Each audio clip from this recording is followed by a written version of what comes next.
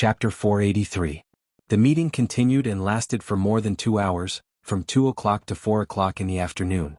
When Jin Wan inadvertently raised her hand and rubbed the back of her neck again, Mo Jingshan said coldly, "The meeting is adjourned. Take a break first. We'll continue in an hour." Everyone looked at each other in surprise. From the very beginning, when he learned that he was coming to Shine for a meeting, he had been mentally prepared. It was said that CEO Mo was a workaholic, especially after taking over Shine Group. It was rare for him to be so humane.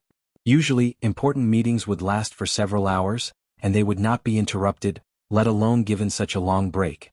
Hearing Mo Jingshan's words, Shinmu opened the door of the conference room, but everyone at the conference table still thought they had heard it wrong. Even Deputy Director Chen didn't dare to get up because of Mo Jingshan's cold eyes from time to time. "CEO Mo, are you really going to take a break? If you take a break now, I'm afraid the meeting won't end until 6 o'clock, the secretary standing next to him asked in a low voice. Mo Jingshan didn't speak but got up and left, cold and quiet. Seeing that CEO Mo had left, it was obvious that the meeting was going to be intermission. Everyone instantly breathed a sigh of relief. Those who should get up and go to the bathroom went to the bathroom. Those who should drink water drank water. Those who should make phone calls made phone calls, and those who should rub their eyes and sit in their original seats rested. Sure enough, people who weren't employees of Shine Group didn't know what the working atmosphere here was like. This was the first time they had a meeting in Mo Jingshan's territory, and they immediately felt the pressure. Even Deputy Director Chen wondered if he had chosen the wrong place. Mo Jingshan was not a person who could be easily offended. When they met in the city, even the provincial and municipal leaders had to give in to him, but CEO Mo was polite to them. Now in the Shine Group, not to mention that he was the leader of the construction bureau, even the other partners and people from the government departments sitting here felt that they didn't even dare to breathe loudly in the meeting. After making sure that Mo Jingshan had left, Deputy Director Chen put on a smile and looked at Jin Wan, who was about to go out. "COG, you must be very tired after a 2-hour meeting. There's nothing to do after an hour's rest. Would you like to go downstairs and have a coffee with me?" Jin Wan had stood up and turned to look at Deputy Director Chen, who was in his 40s and wearing a pair of silver-rimmed glasses. She calmly avoided his hand that was about to hold her and said with a smile, "A few days ago, when I drove past the first middle school, I saw a very beautiful girl. I heard people say that her father is the deputy director of the construction bureau. Is she your daughter?" Deputy Director Chen's expression froze. "The person who picked her up outside the school was your wife, right? I really envy you for having such a perfect family, Deputy Director Chen. Not only is your wife beautiful and virtuous, but she also takes your child to school every day. But I heard people say that they rarely see the child's father." Jin Wan smiled. "If she's really your daughter, I advise you to spend more time with your family and pick up your children from school. No matter how important your work is, it's not as important as your family, don't you think?" Jin Wan spoke very tactfully, and there was a smile in her eyes. Deputy Director Chen withdrew his hand and nodded awkwardly. "Yes, yes." Jin Wan glanced at him again. Her voice was soft and light as if she was speaking carelessly, but she slapped his face word by word. "I think your wife is very beautiful. She has such a big daughter, but she still looks so young at this age. In my opinion, a woman at her age has a special charm, which young women like us can't compare with. Each has its own merits. When a man is successful in his career, don't always look at young girls. It's better to look at the person next to you." Finally understanding Jin Wan's warning, Deputy Director Chen felt a little embarrassed and didn't say anything more, but Jin Wan had already walked out of the conference room.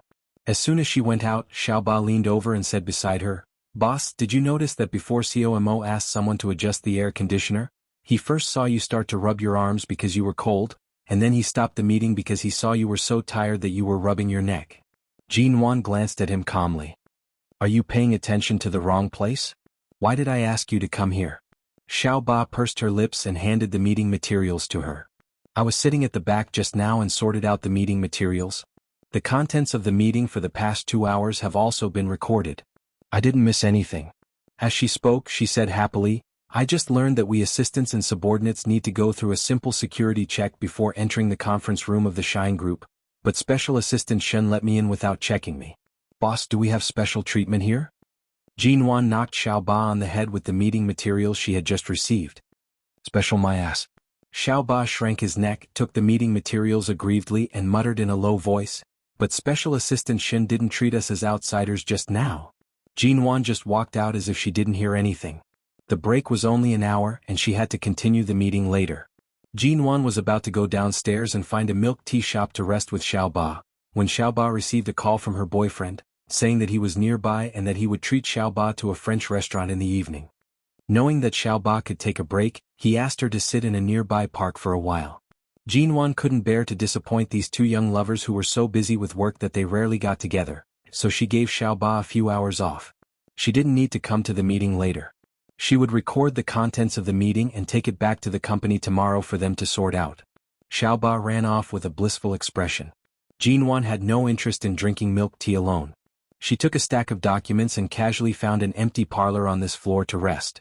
There was a black leather sofa in the parlor, as well as a water dispenser and disposable cups.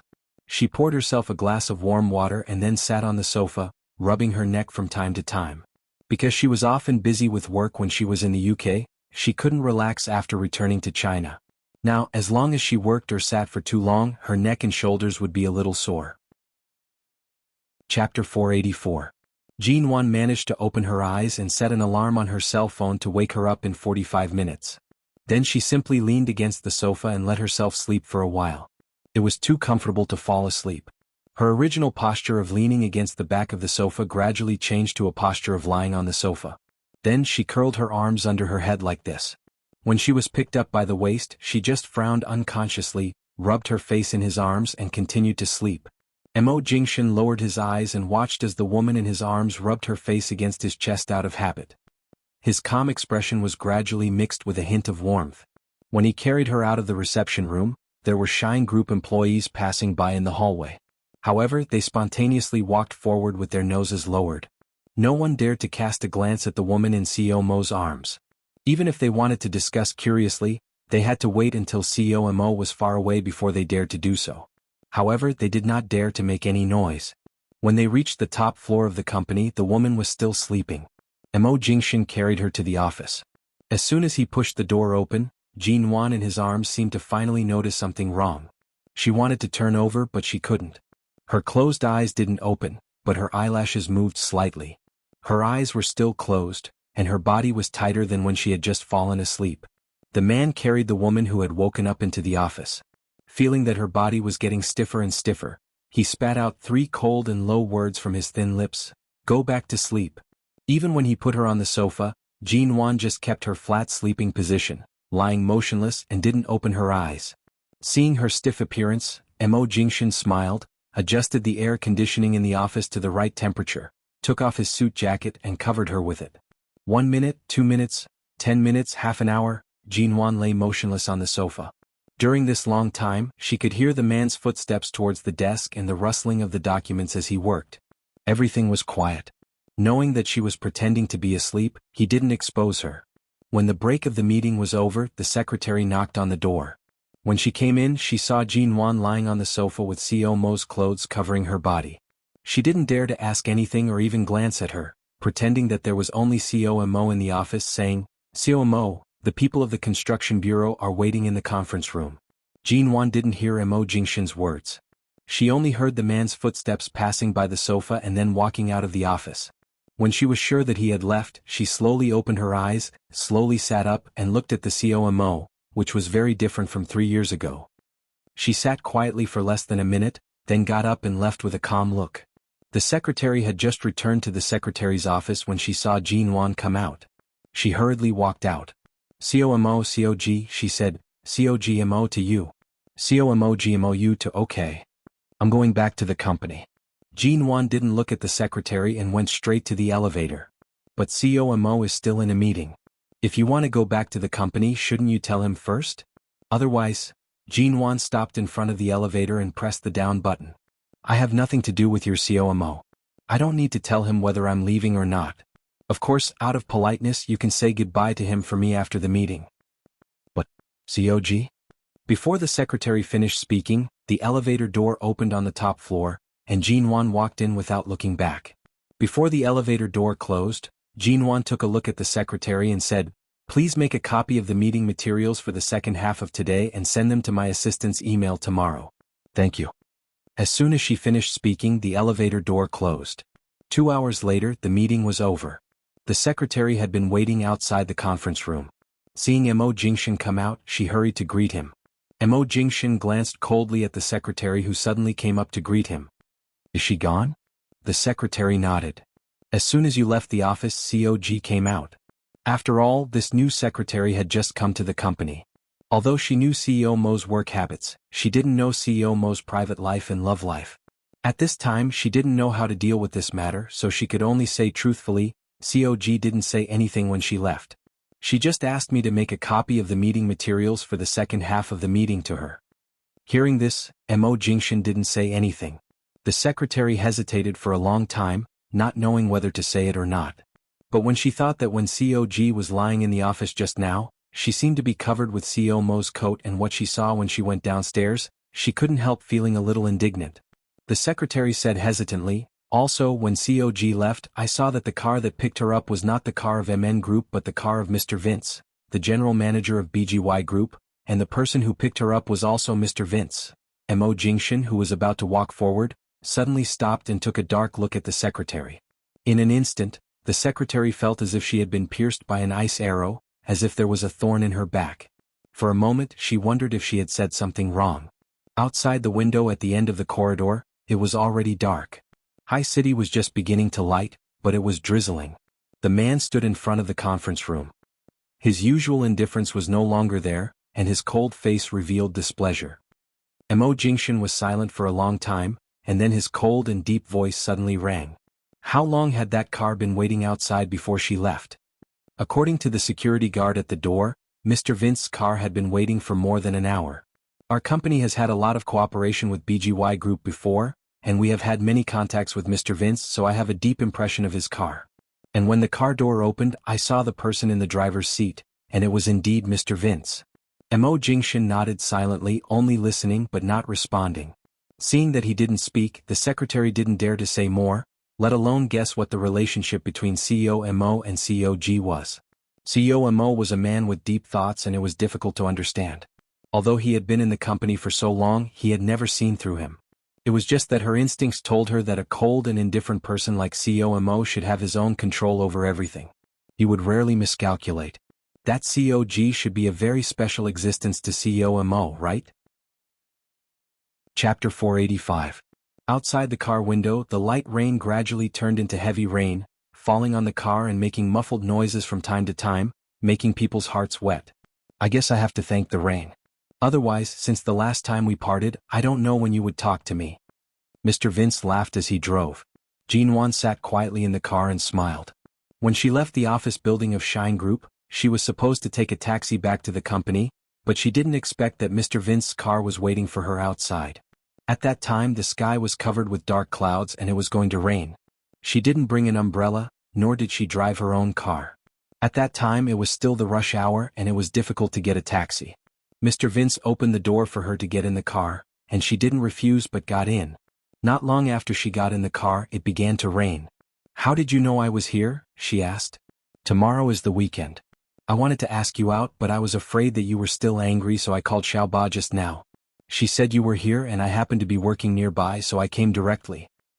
Have you been waiting for a long time?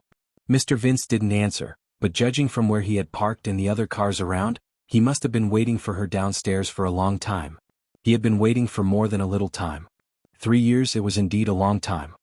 In fact, you don't have to hang on to me all the time. Jinwan curved her lips and said with a smile, I can't deny that Mr. Vince is charming enough to attract many women, but my emotional world is already a pool of stagnant water.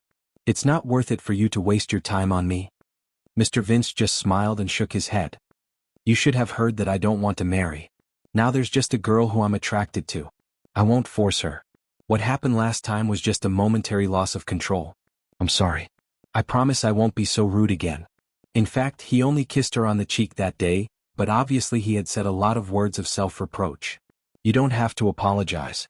I've long forgotten it. Let's move on. Don't mention it again. Hearing her words, he naturally wouldn't mention it again. I heard that your company has been in contact with Shine Group recently. Why are you having meetings in Shine now? As Mr. Vince spoke, he held the steering wheel with one hand and took out an exquisite pink candy box embellished with sequins from the glove compartment in the car with the other and handed it to her.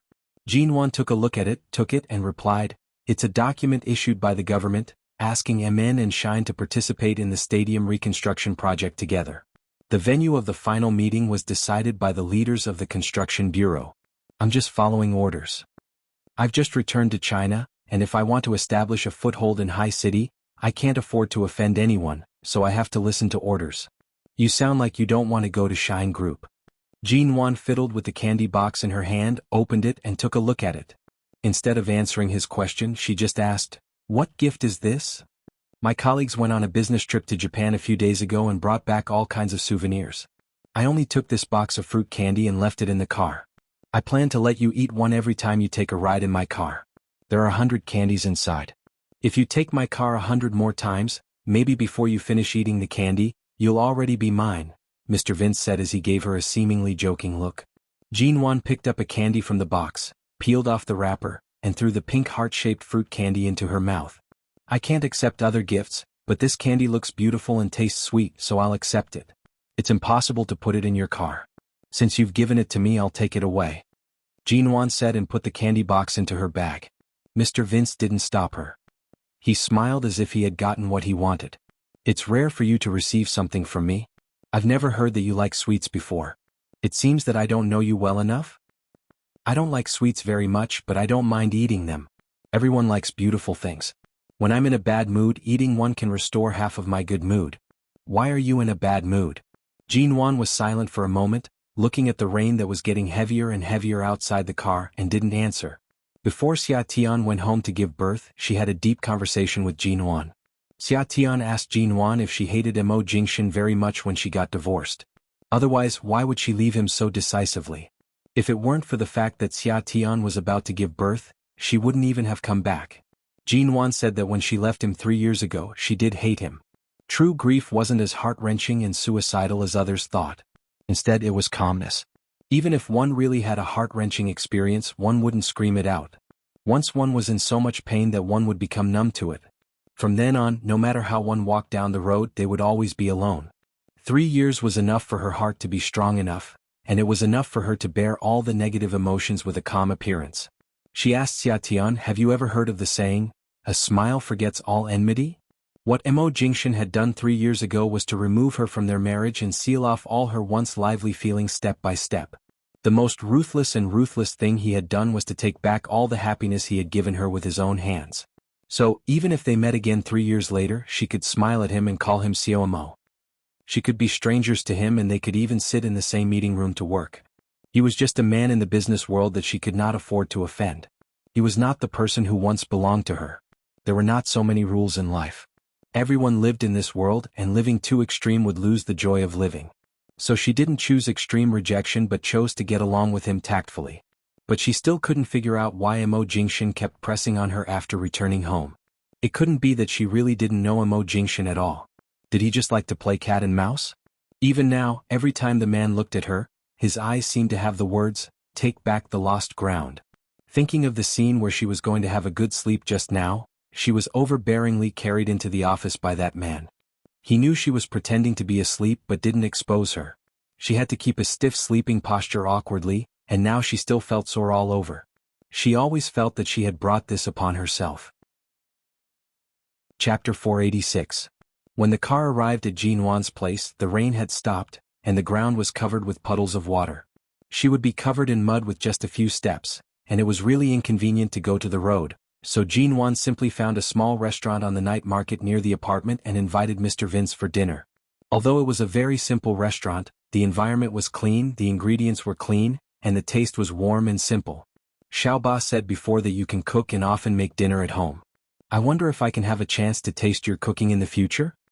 Mr. Vince looked at her gently.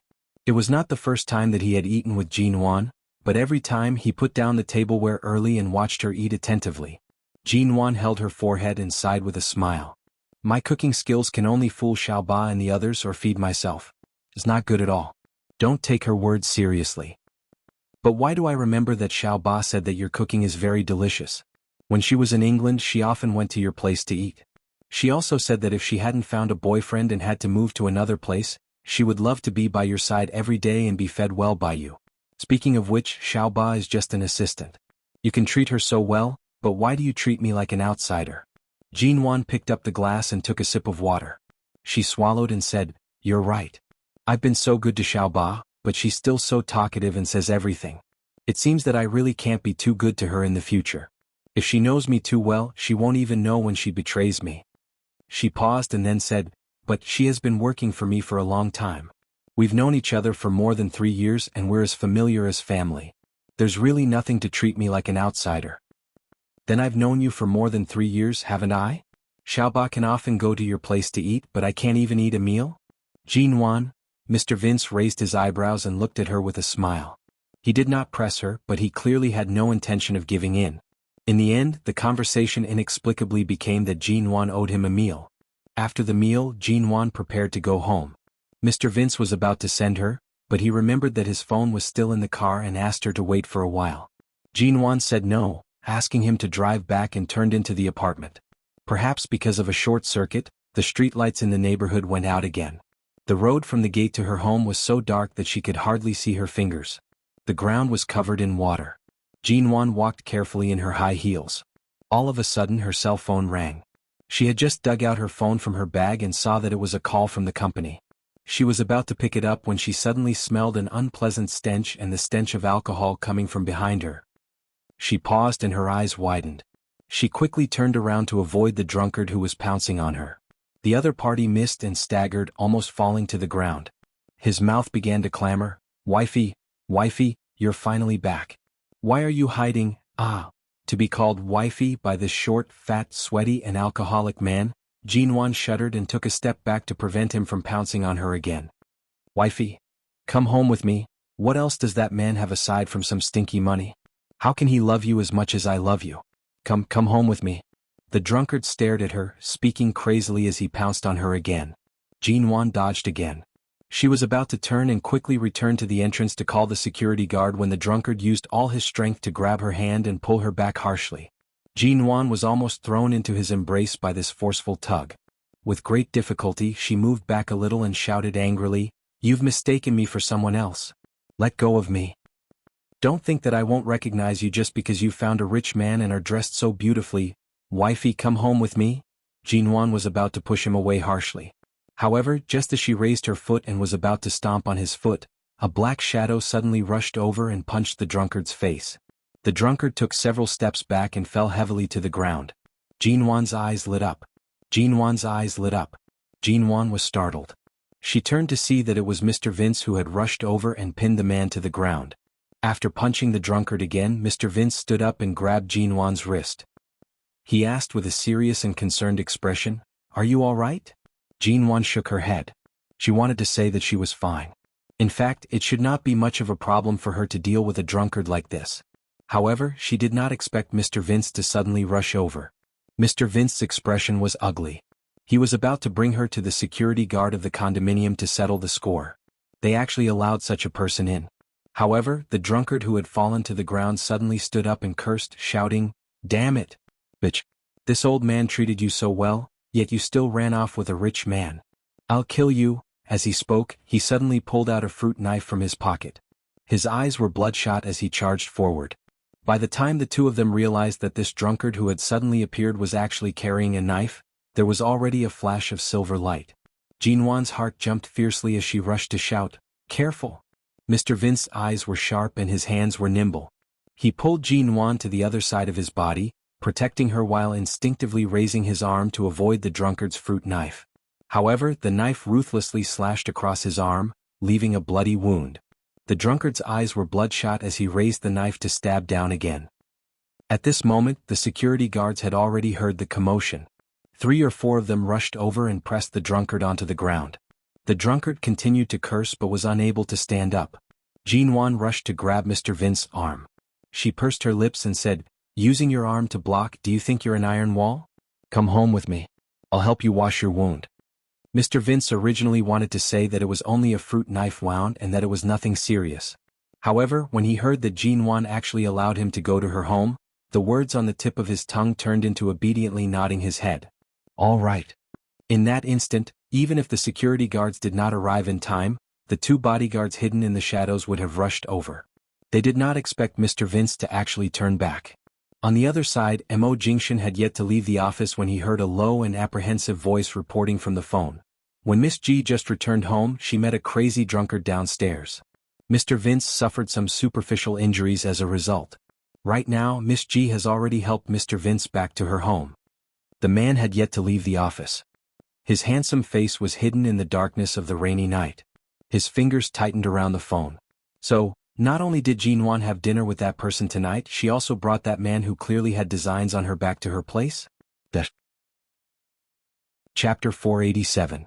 The door opened with a beep. Jinwan rushed to support the man behind her and walked in.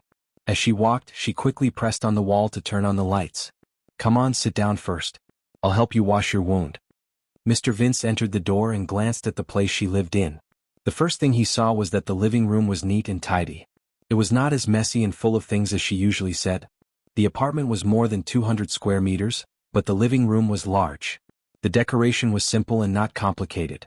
There was also the faint fragrance of a woman living alone in the air, making him feel inexplicably reluctant to leave as soon as he stepped in. Sit there first. I'll go get the first aid kit. Jinwan pointed to the sofa. It's nothing serious. The fruit knife's sharpness can't be that serious. It's just a scratch on the surface of my skin. If it were really that deep, I would have gone to the hospital by now. Mr. Vince glanced at the sofa. There were 2 blue and white pillows by the side like the color of the sky. The white fabric sofa was as clean as new. He sat down and looked up at the woman who was hurriedly looking for the first aid kit. Jinwan brought the first aid kit, opened it and rummaged through it for some simple medicine, gauze and band-aids. As she took them, she said, "Even if you don't go to the hospital, he used a lot of force with the fruit knife just now. It's not that deep, but it's definitely not shallow. Don't you know how much blood you lost in the elevator?" As she spoke, she turned around to fetch a basin of water and took out a new towel from the drawer. She sat beside him and rolled up the sleeves of his shirt that had a long cut. Then she carefully began to wipe the blood around the wound. Seeing Jinwan's gentle and serious movements, Mr. Vince stared at her face. He watched as the little woman carefully wiped the wound clean, wiped the wound again with white gauze dipped in alcohol, and then changed the gauze to clean the wound. When the alcohol fell on the wound, Jinwan was afraid that it would hurt too much, so she carefully blew it with her mouth and turned to ask him, "Does it hurt?" "Bear with it." Mr. Vince stared at her face. "No." Seeing the man's eyes, Jinwan shifted her gaze away and did not speak again. After cleaning the wound, she applied medicine and bandaged it several times with gauze. Finally, after the bandaging was done, she did not sit by his side for long and got up to organize the medicine box. Her movements were swift and capable. The 24-year-old Jinwan was different from 3 years ago, but she did not give off the feeling of a young lady in her early 20s. She also had a special charm to her, and it was also her unique and indescribable charm. After tidying up everything, Jinwan returned to the bedroom to search and finally came out empty-handed. "Sorry, I don't have any clothes you can wear here. You can't change out of this shirt. Just roll up your sleeves and go back first." Mr. Vince lowered his eyes to look at the smooth bandage on his arm. "I've never heard that you've studied medicine before. How did you manage to treat and bandage wounds so well? Being ill for a long time makes one a doctor. Over the years I've been in many situations big and small. Some time ago I went to a birthday party and cut my arms and legs. I was often bandaged but I learned it after a while." Jinwan said as she lifted her legs, which were still in jeans. "Didn't you notice that I was still wearing long sleeves and trousers on such a hot day?" The wounds had not disappeared yet. The red and black patches were too unsightly, so she simply covered them up. Mr. Vince looked at her clothes and saw that her white chiffon sleeves were stained with his blood, so he pointed at them. "Sorry I dirtied your clothes." Jinwan lowered her eyes to take a look and smiled indifferently. "It's all right. If I can wash it, I'll wash it. If I can't, I'll change. Anyway, I have a lot of clothes. I still have 2 boxes of clothes I left in High City 3 years ago. I don't need 1 or 2 more. As for you, if something like this happens in the future, don't block it with your own hands. It's just a fruit knife. If it's an axe, your arm will be broken. What if I have to take responsibility for you? I'm not crippled, but I did see blood." Mr. Vince said half jokingly, half seriously, "Can you take responsibility for me for a few more days with this small injury? In order to repay your kindness, I brought you home, disinfected and bandaged you. I've already repaid you. Don't expect me to take responsibility for you." Jinwan looked at him with a shrewd smile. "Don't expect me to take responsibility for you?" Mr. Vince raised his eyebrows. This woman was really not easy to fool. He thought he could get some benefits from the injury, but in the blink of an eye, he owed her nothing. Mr. Vince sighed with a smile. Forget it. I'm happy to lose to you. He paused and looked around the place where she lived. After knowing you for so long, I can finally sit in your house for a while. It's really a good reward for me. Let alone a fruit knife. Even if you really want me to break my arm, I'll be happy. You're already in your 30s. Can you speak properly? Don't act like a teenager who doesn't know what's good for him. If you really break your arm, I won't take responsibility, so don't stand up for me in the future. I know some self-defense skills. That kind of drunken lunatic can't hurt me. Jean Wan twisted her wrist and fist. Didn't you see Feng Ling by my side when you were in England? She taught me some. I'm very good. At that time, I saw that man pull you and almost pull you into his arms. I rushed over in a moment of desperation and didn't let you show your skills. It seems that it's my fault? Mr. Vince raised his eyebrows. Jean Wan coughed. Forget it. It's all in the past. Since the injury is not serious and it's all bandaged now, how will you go back? You can't drive like this, right? Shall I send you? Or call your secretary to pick you up? Mr. Vince raised his hand and moved his arm. It's all right. I can drive back myself. Jean Wan didn't say more and tactfully asked him to leave. Neither of them were children. A grown man shouldn't stay in her house for too long. He certainly understood that. Chapter 488. Jean Wan had indeed planned to move when she first returned to the country, but she had been too busy. Tonight's incident had indeed given her a wake-up call. Firstly, this place was far from the company. Secondly, the property management and security were not good enough. Anyone could sneak into the neighborhood. At that time, the drunkard had made such a big commotion that the security guards took a long time to come over. Coupled with the blackout, this was indeed not a good place to live. I'll consider moving. There are many good places near the company. I'll take some time to choose one. You can keep your apartment. Why keep it? It's just left there. You might as well pick a place to live. How could Jean Wan not know that the so-called apartment was just bait for Mr. Vince? He had been waiting for her to take the bait. If she really moved into his apartment for convenience, it would be more convenient for him to go to her place in the future. For such an overly shrewd man, it was just like how he clearly could have avoided the knife in other ways, but he had still suffered such a stab. When a man really wanted a woman, his thoughts were actually deeper than those in those dramas and novels. We'll talk about this later. Mr. Vince, you should go. Jean Wan smiled and asked him to leave again. Mr. Vince raised his eyebrows. I suddenly regret having dinner downstairs. Otherwise, I could have stayed for a while longer with the excuse of staying for dinner. Jean Wan turned to the door with a smile, opened it and then turned to look at him. For my reputation and for your gentlemanly demeanor, Mr. Vince, please don't make things difficult for each other. I won't see you out. Mr. Vince was also a tactful person. Earlier, he had already stood up and did not sit down again. Seeing Jean Wan's attitude, he walked to the door and turned to look at her. You said before that you'd treat me to dinner when you have time. Don't forget it. Jean Wan nodded. Okay. Mr. Vince walked out of the door. As he waved at Jean Wan, he looked at the lights in the corridor and the escalator on the side, saying, Be careful. Move out as soon as possible. Jean Wan raised her hand and made an okay gesture. When he entered the elevator, she waved her hand and closed the door. Seeing Mr. Vince leave Jean Wan's apartment and drive away, the bodyguard picked up the phone again. Mr. Vince left Miss G's place at 8:50 p.m. Miss G didn't show up, so she probably didn't send him off. Mr. Vince's car has already left. Mo Jingshan's expression melted into the dark night. So that man went up and sat for an entire 20 minutes? He glanced at the curtain of rain and then at the direction of Jean Wan's apartment. His gaze was cold as he said coldly, Within a week, get her to move out of this apartment. The bodyguard was surprised, but he didn't dare to ask more. Well, this apartment is very old and not very safe, but where should Miss G move to? Mo Jingshan's voice was calm. Yuehu Bay. The bodyguard was even more shocked. Yuehu Bay on the west side of the city was the only high-end residential area there. Although it wasn't built by Shine Group, when Yuehu Bay was first built, the company had specially gifted Mo Jingshan an apartment of several hundred square meters in the middle of Yuehu Bay. They had also gifted several smaller apartments below that apartment. The one with the best feng shui and scenery in the middle of Yuehu Bay was gifted to Mo Jingshan. Almost all of the good floors were given to Mo Jingshan, and they had all been luxuriously renovated. This showed their sincerity. However, after the gift, Mo Jingshan had never moved there. Everyone knew that it was a good place in the west side of the city. It was close to various office buildings and commercial streets. In the middle of it was High City's famous Yuehu Bay. The environment was good and it was a secluded holy land in the bustling city. But how could he successfully get Miss Ji to move there? The next day, Jinwan went to the company and found some time to look at the nearby houses online. Regardless of whether it was an apartment or a normal residence, there were only 2 or 3 residential areas that were close to the company and comfortable to live in. However, the strange thing was that there were almost no houses that satisfied her satisfaction. Her first choice was Yuehu Bay, but it was said that Yuehu Bay was not only expensive, but many of the particularly good apartments had already been sold. The remaining empty apartments and residences could barely see the lake in the area. The second choice was the other 2 residential areas near Yuehu Bay, namely Jinmei International and Kuli Residence. The better ones were the nearby European-style villas. She lived alone and a villa was too exaggerated. There weren't many beautiful sceneries in the west side of the city.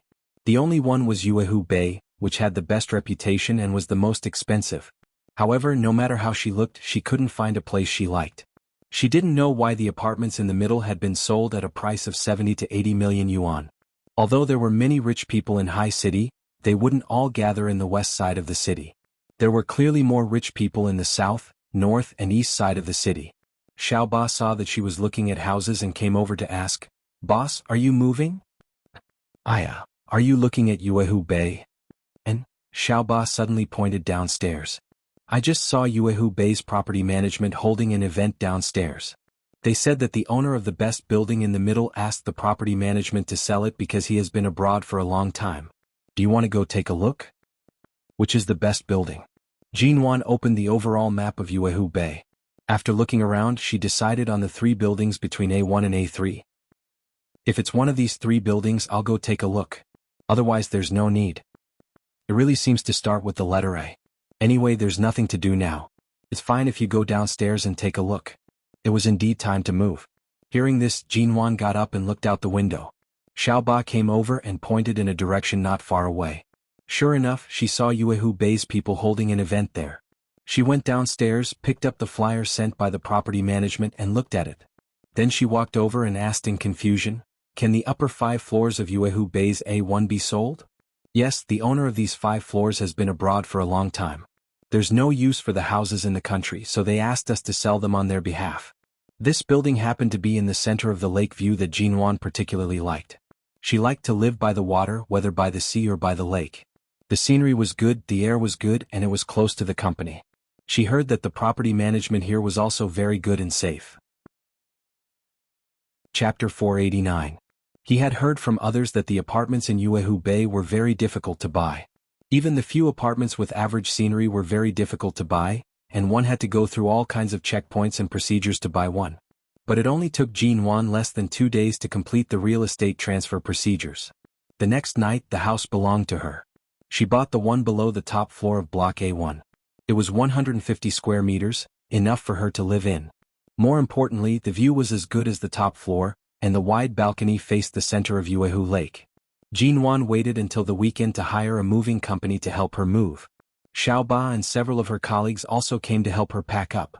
Mr. Vince had been abroad on a business trip for 2 days and had not returned. When Jinwan's apartment was moved, Mr. Vince finally returned. There was nothing he could do to help. "It's actually Yuehu Bay?" On the phone, Mr. Vince had just gotten off the plane. He called Jinwan from the airport and learned that she had moved to Yuehu Bay on the west side of the city. On the one hand, he was very confident about the security there, and on the other hand he was depressed that he did not buy the apartment in Yuehu Bay. He had bought almost all of the apartments and residential buildings around the MN Group except for the one in Yuehu Bay. When he wanted to buy it, he learned that several of the best apartments in the center of the lake had been sold. He knew that with Jinwan's character, she would definitely choose the best location with the best view of the lake. She would not choose any other location, so he gave up on Yuehu Bay, a place with good feng shui. He did not expect that she would move there. "Yes, I've moved here." "That's right, I've already moved here. The place I used to live in is already empty. The property management and security here are not bad, much better than the place I used to live in. As expected, all of you were right to advise me to move. Thankfully I've moved here. Otherwise, who knows what else would have happened in that small district. I often work overtime now, and there are quite a number of people stalking my company at night. It's indeed quite dangerous if I don't move to a safer district. Jean Wan was currently in her new home. As she spoke to Mr. Vince on the phone, she pushed open the floor-to-ceiling windows and stepped onto the balcony. Under the summer breeze, she admired the most beautiful view of the Moon Lake in the West District. Her lips curved into a smile. This scenery is really good. Mr. Vince sighed with a smile. He couldn't tell if it was fate or if she was deliberately avoiding him. He had thought that she would live near the company, but in the end she chose Yuehu Bay. The scenery there is really good, and it's also a treasure land in the western part of the city. It's good that you live comfortably there. After chatting for a while, Jean Wan hung up the phone because she had to go back to the company. After hanging up the phone, Mr. Vince's expression darkened. He picked up his cell phone and dialed another number.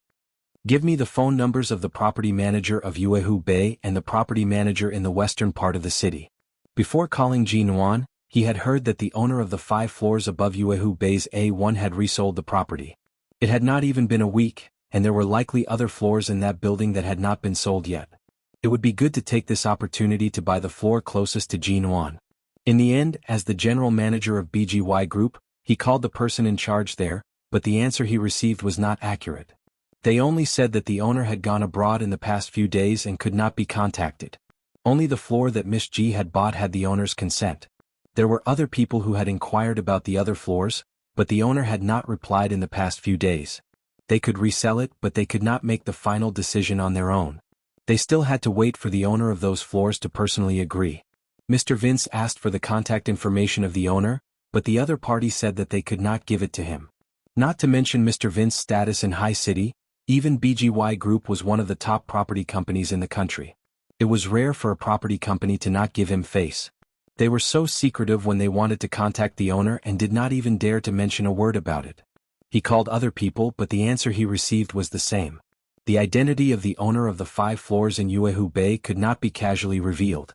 All 5 floors were under the same owner's name. Jean Wan lived on the second to last floor, which was equivalent to being surrounded by those floors. Jean Wan was usually really guarded. Why did she directly buy the apartment without even investigating who the owner was? Mr. Vince rushed all the way from the airport to the city with an ugly expression.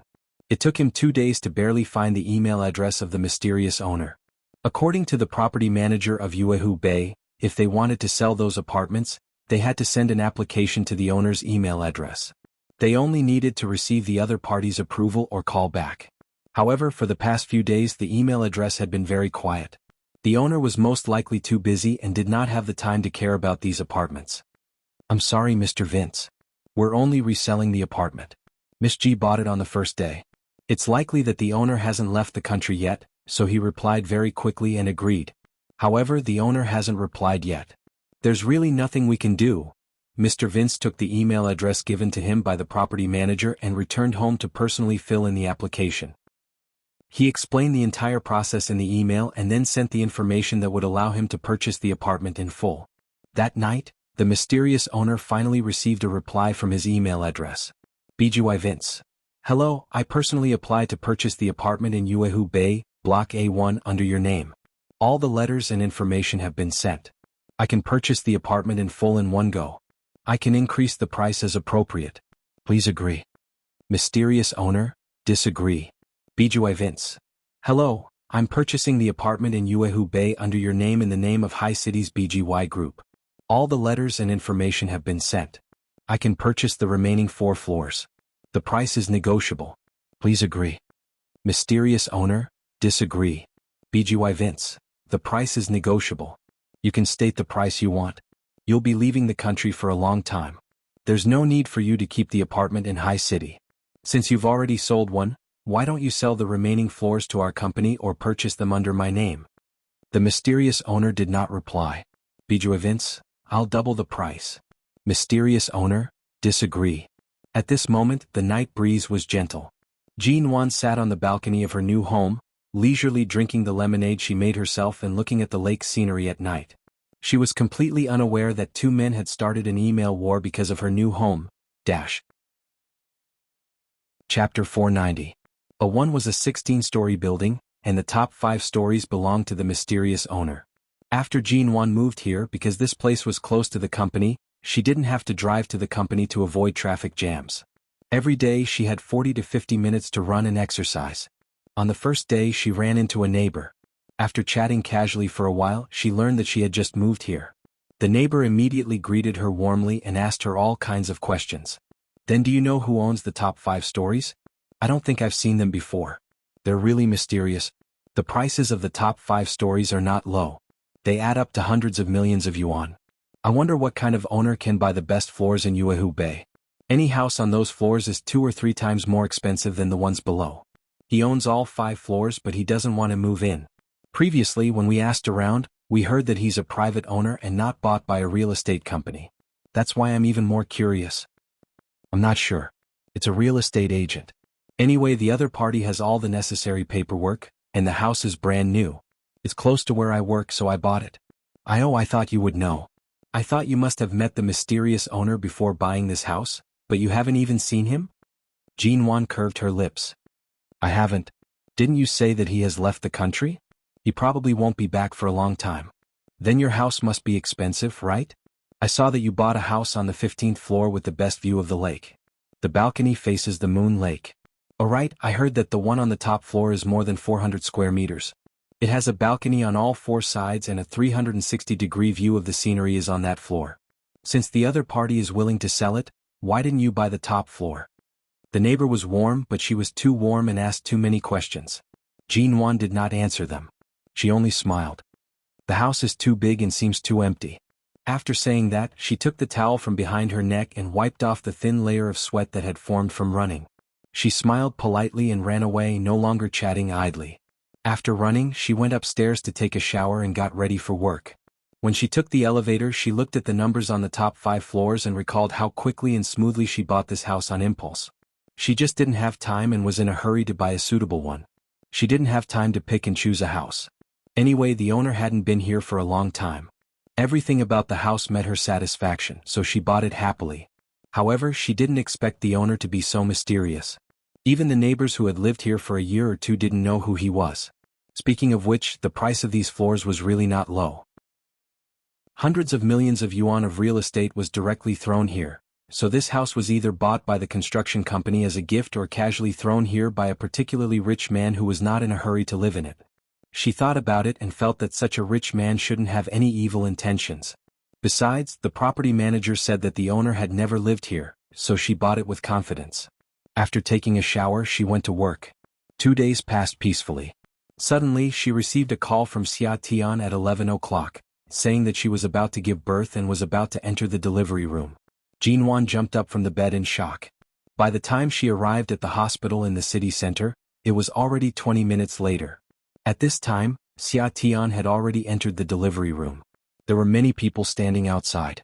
She raised her brows when she saw a man dressed in a black SWAT police uniform push through the crowd and rush in. The moment he entered, he immediately grabbed the doctor and asked her how she was doing with a serious and concerned expression. Jean Wan stood by the side and raised her brows. It seemed like this was the SWAT big brother Xia Tian mentioned earlier.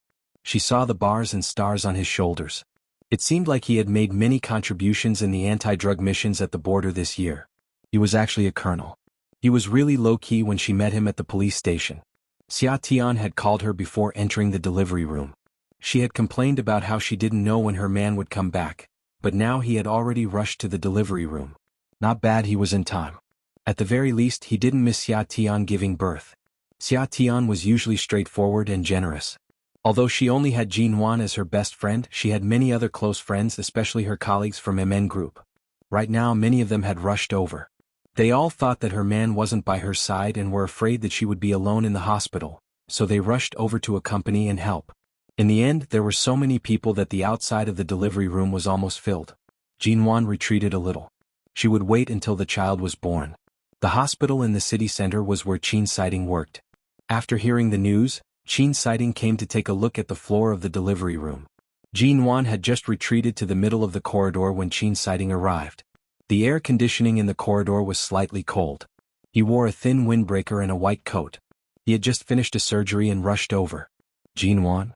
Qin Siding immediately saw Jean Wan, who was standing outside the crowd. Dr. Qin.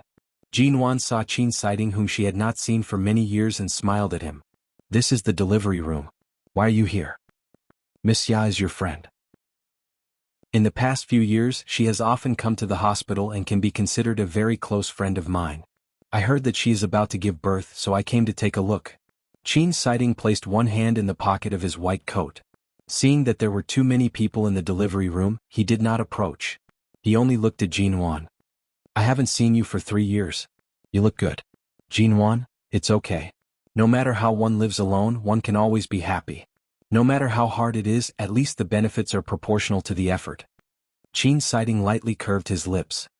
That's good. Men usually did not talk too much about relationships with women, nor would they gossip too much about other people's relationships. However, seeing that Jinwan seemed to be very happy living alone, he thought for a moment and did not tell her about Mo Jingshan's completely different state in the past few years. Chapter 491. They didn't talk much. Jinwan didn't even ask about Shinianj. After all, she didn't even have a good relationship with him. How could she be qualified to care about someone else's relationship? However, she could tell from Xiao Lui that Xiao Lui's attempt to snatch Shinianj had failed. Xia Tian gave birth to a son. Jinwan did not sleep for the entire night and busied herself. She only sat in the maternity ward when the sun rose. She teased the little fellow who had already opened his eyes while listening to Xia Tian flirting with her little brother's SWAT officer. You only came back after I was pregnant for so long. I thought you were going to abandon us. You still know to come back. Why don't you just shed blood for your motherland and stay at the border for the rest of your life? Why did you come back? I submitted an application to the higher-ups. I won't be leaving for a few months. Who cares if you leave or not? Xia Tian rolled her eyes and then turned to look at the little baby on the small bed not far away. She said with disdain, "Who does this child look like? Why is he so wrinkled and ugly?" The nurse who had just walked in chuckled. Newborn babies are all like this. You'll know who he looks like in a few days. This child's father is tall and handsome, and his mother is beautiful. He's definitely a good-looking baby. Hearing this, Xia Tian happily pulled back her attention to glare at her little brother. Jinwan saw that the little baby only opened his eyes for a while before falling asleep again, so she didn't continue to be a third wheel. She got up and was about to go out. Hey, where are you going? Xia Tian asked. Jinwan glanced at her. Absence makes the heart grow fonder. You've just gotten your marriage certificate and have been separated for several months. If I don't go, am I supposed to sit here and eat your dog food? Xia Tian immediately winked at her. Didn't you and Mo Jingshan feed me enough dog food? This is called an eye for an eye. You have to eat it even if you don't want to. Jinwan, she directly pulled the door open and left without looking back. When she came back with some tonics in the afternoon, Xia Tian remembered to introduce her. Well, Jinwan is my best friend. When you interrogated me at the police station, it was she who stood up for me. I've mentioned her to you many times. There's no need to introduce her. As she spoke, she pointed at the handsome policeman beside her. This is my child's father, Ling Jichen. Jinwan and the policeman politely nodded at each other. If it weren't for the fact that she really wanted to see Xia Tian's baby, she wouldn't have continued to sit here and eat dog food. She had thought that the two of them would have finished talking in the morning, but in the afternoon she heard Xia Tian lying on the bed moaning and complaining. Let me tell you, I'm the only one who can't get the credit for running to the border. If I cry and make you come back every day, you won't get the credit. Then you'll be kicked out of the army and have to go home to inherit the family business, counting bills every day until you die of exhaustion. The policeman nodded thoughtfully. Indeed, without a daughter-in-law as generous as you, I would have to obediently go home to inherit the family business. Just thinking about it makes me feel miserable. All right, I'll give you the credit. Xia Tian snorted again. Jinwan's scalp turned numb from the dog food. Hey, by the way, in Wanwan, I heard from Xiaoba that you moved. What happened? Did someone really follow you where you lived previously? Xia Tian suddenly looked at Jinwan. No, it's just that I met a drunkard on my way back. Considering that the environment where I lived previously wasn't very safe, I moved away. Jinwan gently touched the little baby's hand as she answered. That won't do. It's not safe for you to live alone. Feng Ling doesn't have time to accompany you right now, does she? How about this? I'll ask my child's father to find you an intern from the special police force or something. Find someone skilled to be your bodyguard. As she spoke, Xia Tian raised her head to look at the man by the bed who was dressed in a sharp police uniform but had a gentle gaze. Do you have any suitable candidates? Find someone smart and good at martial arts. That's right, it's best if he's single. Someone handsome. Jinwan. This week, Jinwan found that someone seemed to have moved into Yuehu Bay again. There were several cars transporting new furniture in the residential area that was usually off-limits to cars.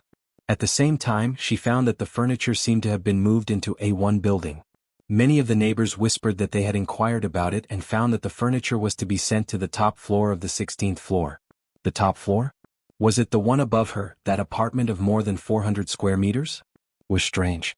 A few days ago, Mr. Vince had told her to pay attention to her safety when she returned home. After all, the 5 floors closest to her were empty, and she was the only one living there. He also said that he had tried to contact the mysterious owner of these 5 floors in the name of his company, wanting to purchase the best units in these few floors of Yuehu Bay, but was rejected. After that, he had not been able to contact the mysterious owner. He also said that he did not know the identity of the mysterious owner, and that she had to be careful at all times.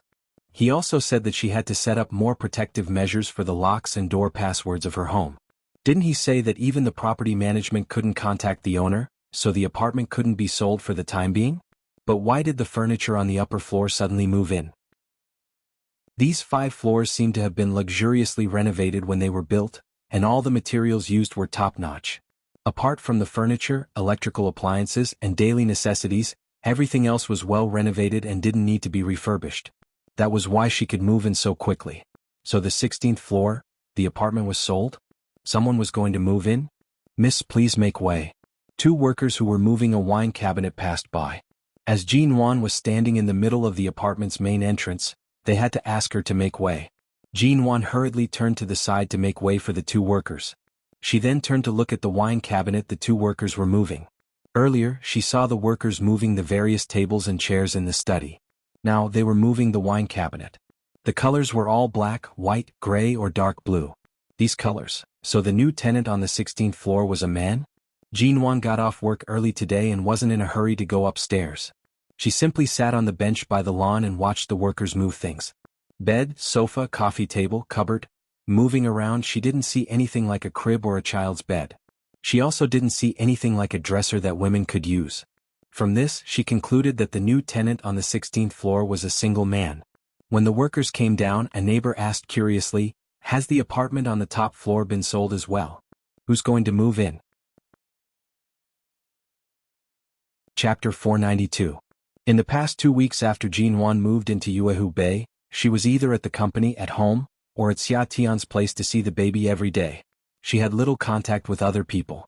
The security facilities here were too perfect. Mr. Vince wanted to wait for her downstairs like before, or pick her up on the excuse that she was far from the company, but these reasons seemed unrealistic. As a result, he had been struggling to find an opportunity to see Jean Wan recently. It was rare for him to learn from her secretary that Jean Wan would get off work at 4 o'clock today, and knowing that she had nothing to do tonight, Mr. Vince had been waiting for her since 3 o'clock in the afternoon. When Jean Wan came out of the company just after 4 o'clock, she saw Mr. Vince's car parked downstairs of the MN Group's office building. The man got out of the car and had been waiting for her for a long time. "Where are you going? Shall I give you a ride?" He opened the car door and motioned for her to get in. "No, I drove to the company today. I plan to visit Xia Tian first. She has been discharged from the hospital after giving birth. I'm going to buy some milk powder and clothes for her." "In the past 3 years you have not been in High City, and I have been in touch with CEO Xia often. I haven't visited her since the baby was born. Why don't I go with you today?" Jean Wan was about to decline him, but hearing this she couldn't refuse his kindness on Xia Tian's behalf. She paused and said, "All right, I'll give you her address. You go there first. I'll buy some things and drive there myself." "Let's go together. I can't go empty-handed." "All right, let's go together." Jean Wan got in the car and pointed to a shopping mall nearest to where Xia Tian lived. It was said that there were many baby shops there. Mr. Vince accompanied her to a baby store to buy several cans of imported milk powder, baby clothes and various toys. He also bought some nutrition products for Xia Tian. She thought there wouldn't be a lot, but there were still a lot of big and small bags. She didn't want Mr. Vince to help her, but she had no choice but to let him carry 2 big bags back to the car. When the 2 of them walked out of the nursery shop, it was already late at night.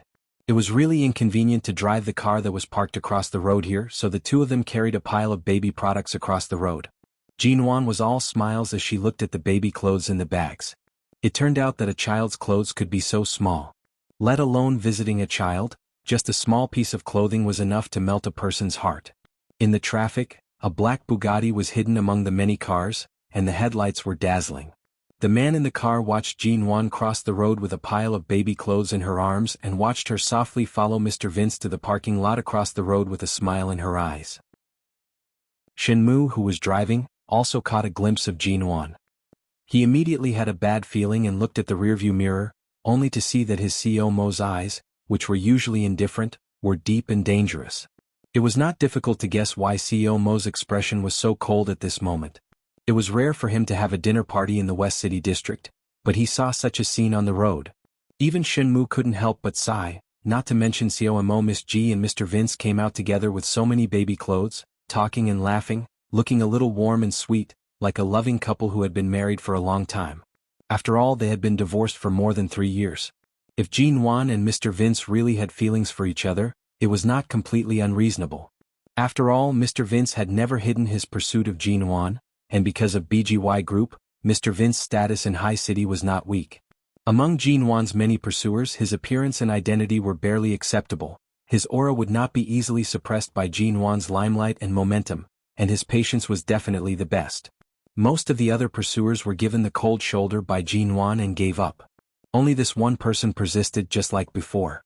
Mr. Vince sent Jean Wan downstairs to Xia Tian's home, but remembering that Xia Tian was still in confinement, and according to the old people, men were not allowed to visit her at will, Mr. Vince only sent her here, helped her carry all the things into the elevator and didn't go in again. Jean Wan went to visit Xia Tian, but because the child was sleeping, she didn't want to disturb the child, so she left in less than half an hour. When she came out, she saw Mr. Vince was still waiting for her in the car, so she naturally took his car back to Yuehu Bay. When she arrived at Yuehu Bay, Jean Wan suddenly received a phone call. She picked up the phone, nodded politely to Mr. Vince and hurriedly got out of the car. Without saying a word, she walked into the community of Yuehu Bay while talking on the phone. Mr. Vince looked outside for a while, then glanced at the other houses in Yuehu Bay that were further away from the lake view. He was considering whether he should settle for the next best thing and buy another house here, at least to shorten the distance. Jean Wan had already walked far away. He opened the door and got out of the car.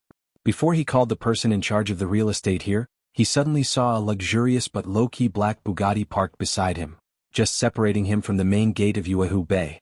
The door of the driver's seat opened and Shenmue got out of the car. As soon as his eyes met Mr. Vince's expression changed slightly. There was no need for him to say anything more. Based on the fact that BGY, a real estate company, and his private investigation skills were unable to identify the owner of the property, he was certain that the other party must have an extraordinary background. He had even suspected that this had something to do with Mo Jingshan. But now, seeing this black Bugatti and Shenmue getting out of the car, he instantly understood everything. Mr. Vince, what a coincidence to meet you here. Shenmue smiled. What's wrong? Did you chase Miss G all the way here? Mr. Vince's thoughts paused for a moment. He looked past Shenmue, who was smiling like a fox, to the car behind him.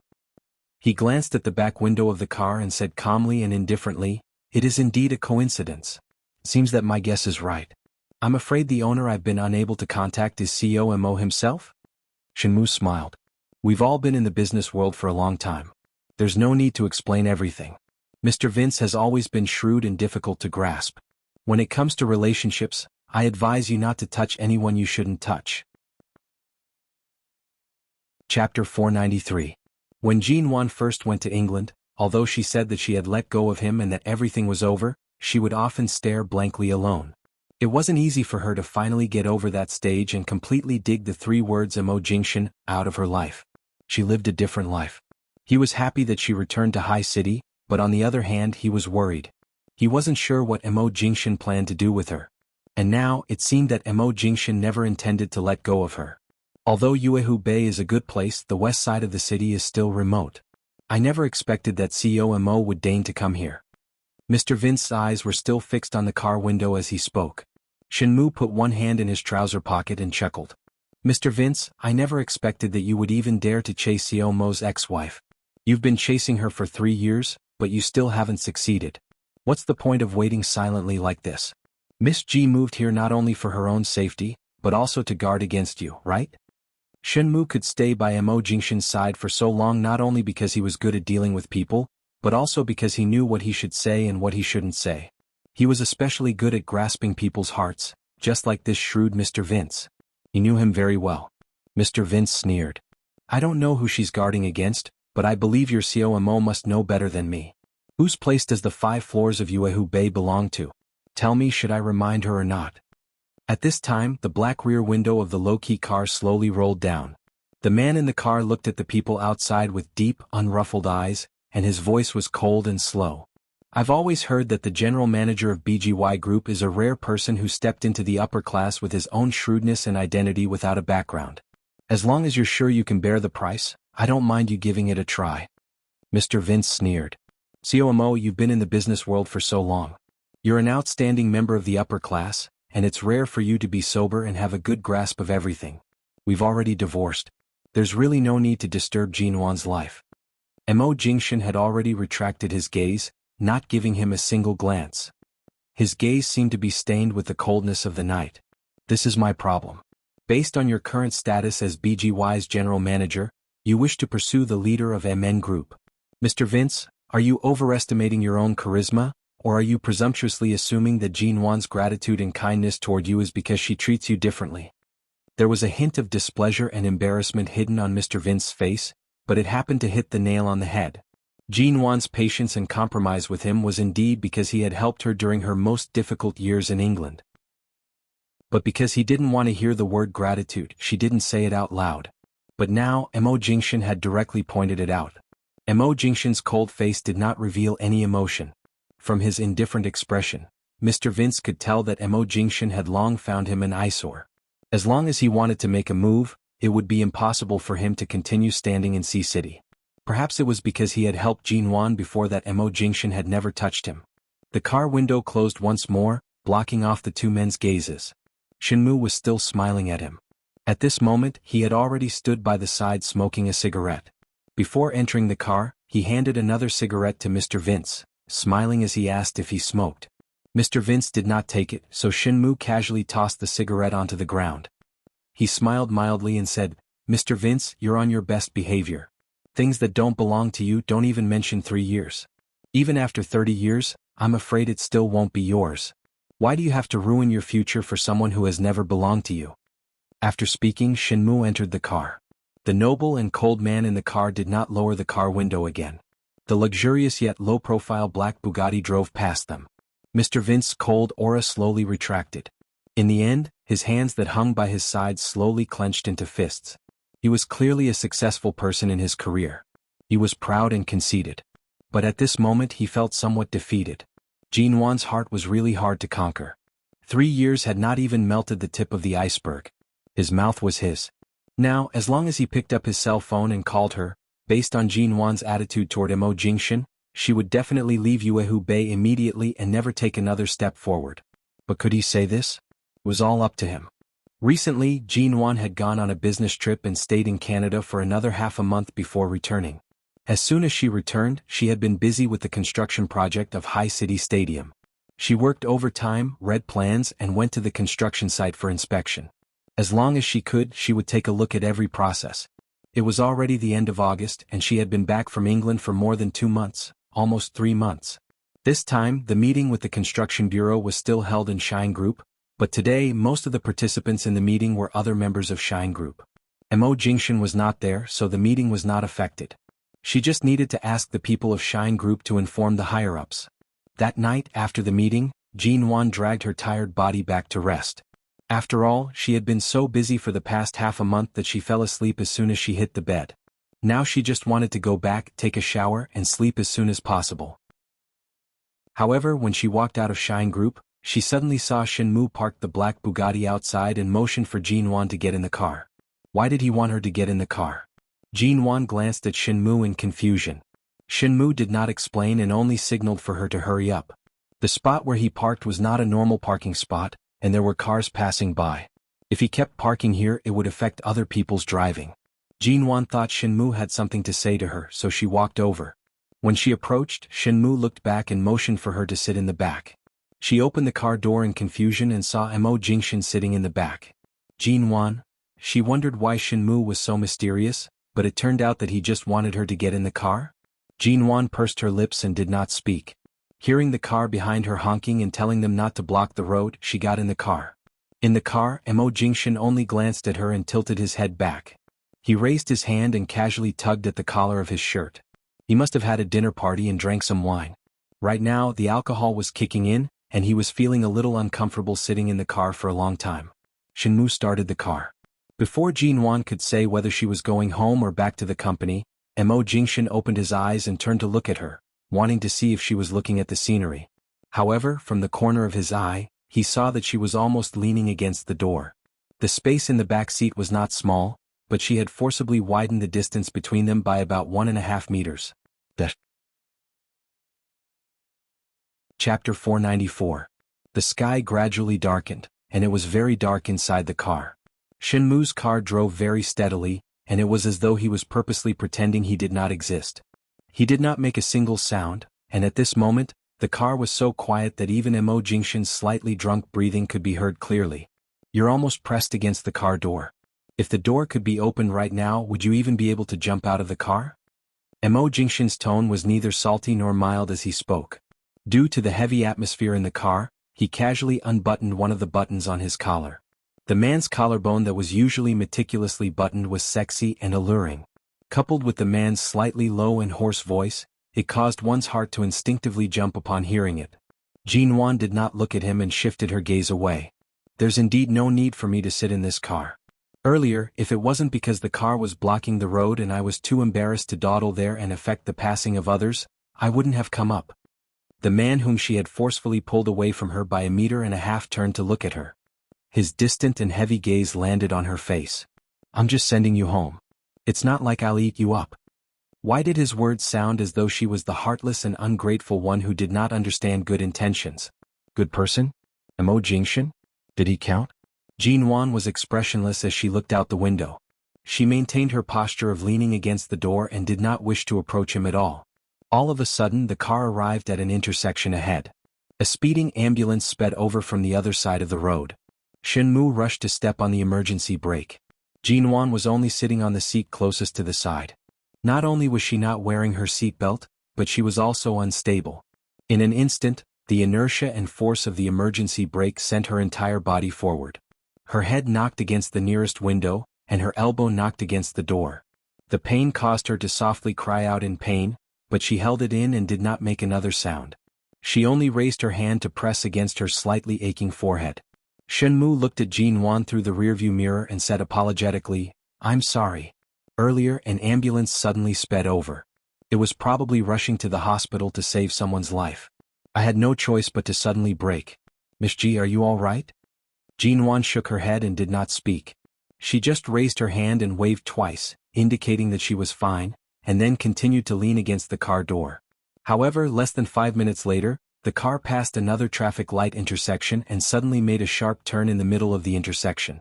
Before she could react, she was thrown away from the car door. Before she realized what was going on, she fell sideways toward Mo Jingshan.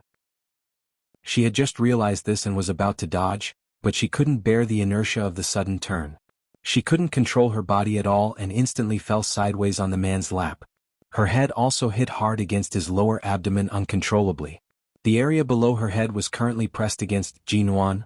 She didn't have the time to ask Shinmu why he suddenly made a sharp turn, nor was she in a rush to ask why he was driving the car as though it was drifting in the city. Jinwan quickly sat up and moved away from the man's lap.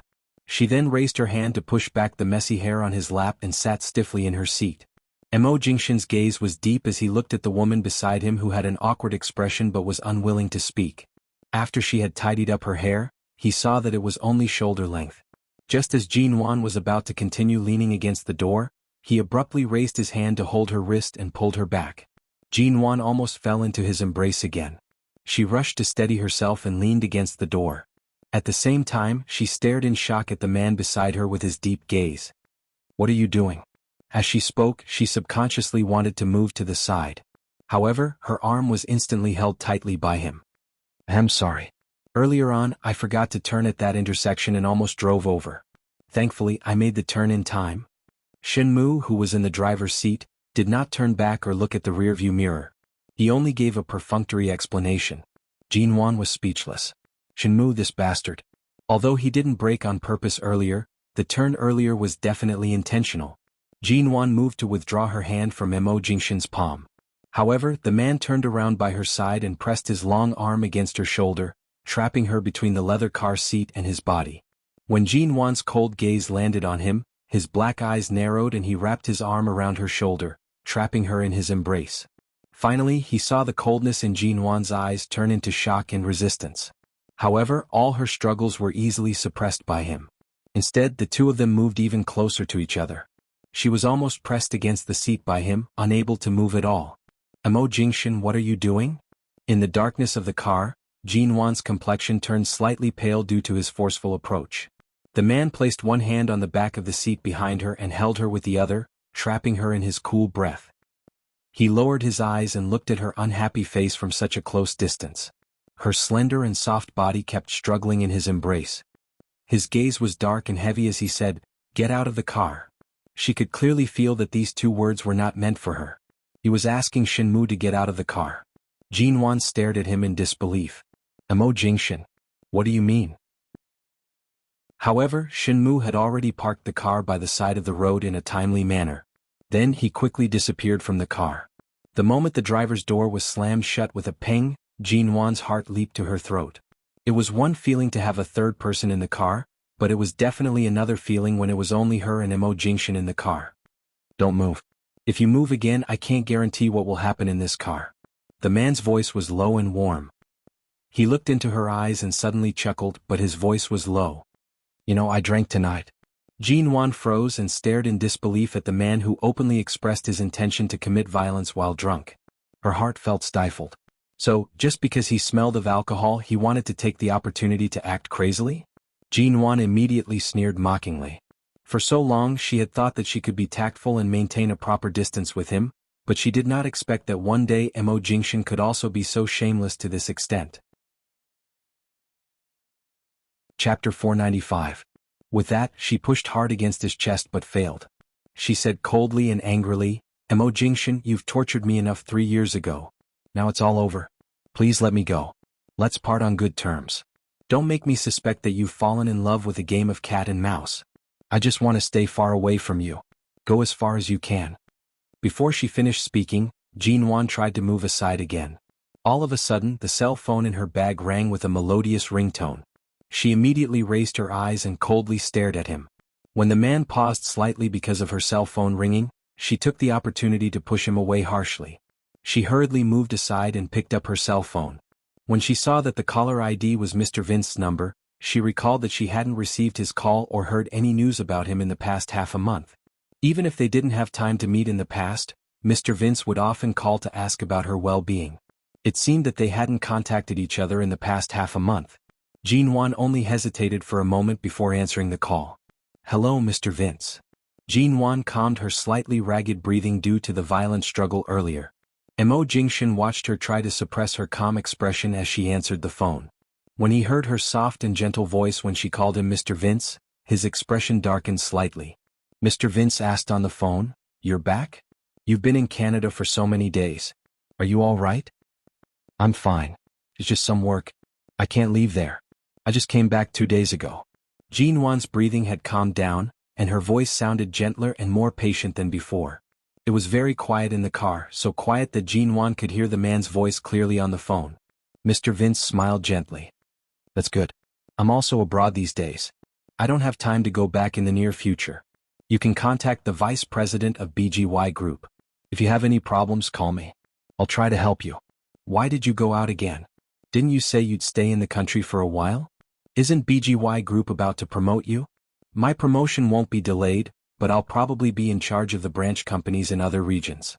It may be a long time before I can return to High City." Mr. Vince's voice did not reveal any emotion, but Jean Wan somehow felt that he had something on his mind. But after all, this was a job transfer. No matter what kind of worries he had, it was not something she should ask. Usually she wouldn't say much. She would just wish him the best, but when she raised her eyes to meet Emo Jingshin's gaze, she pursed her lips. She didn't know what she was thinking, but perhaps she was really angered to the point of rebelling. She subconsciously said, "Then be good outside. Come back soon, take good care of yourself, and don't make me worry." The moment the woman's words left her mouth, Emo Jingshin listened to her soft and sweet voice. His eyes narrowed and he did not say a word. However, the sudden change in her tone made Mr. Vince feel something was wrong. Although he was touched by her rare concern for him, he still asked, "Who are you with now?" Before Jinwan could speak, the phone in her hand was suddenly taken by Mo Jingshan. She raised her eyes to glare at him, only to see that the man was holding her phone and indifferently and coldly spitting out a word. "Me." With that, without waiting for the other party's response, he hung up and tossed the phone onto the seat by her side.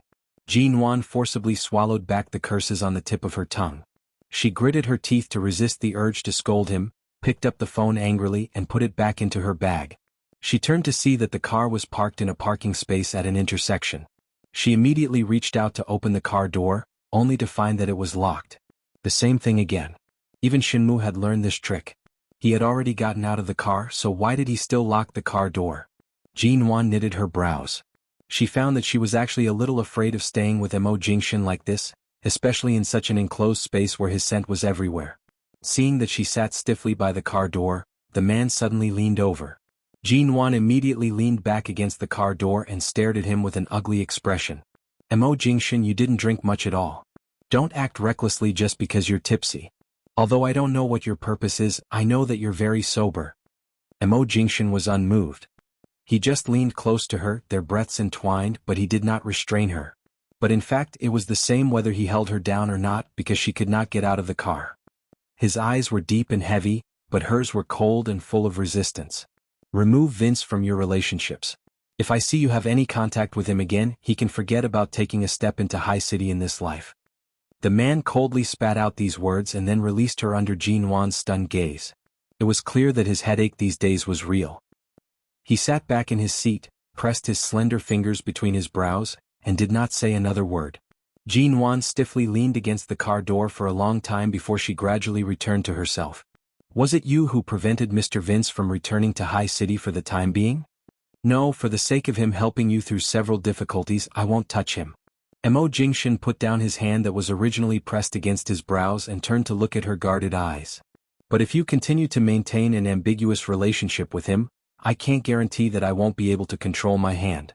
After confirming that he was not despicable enough to touch Mr. Vince, Jinwan's heart finally calmed down a little.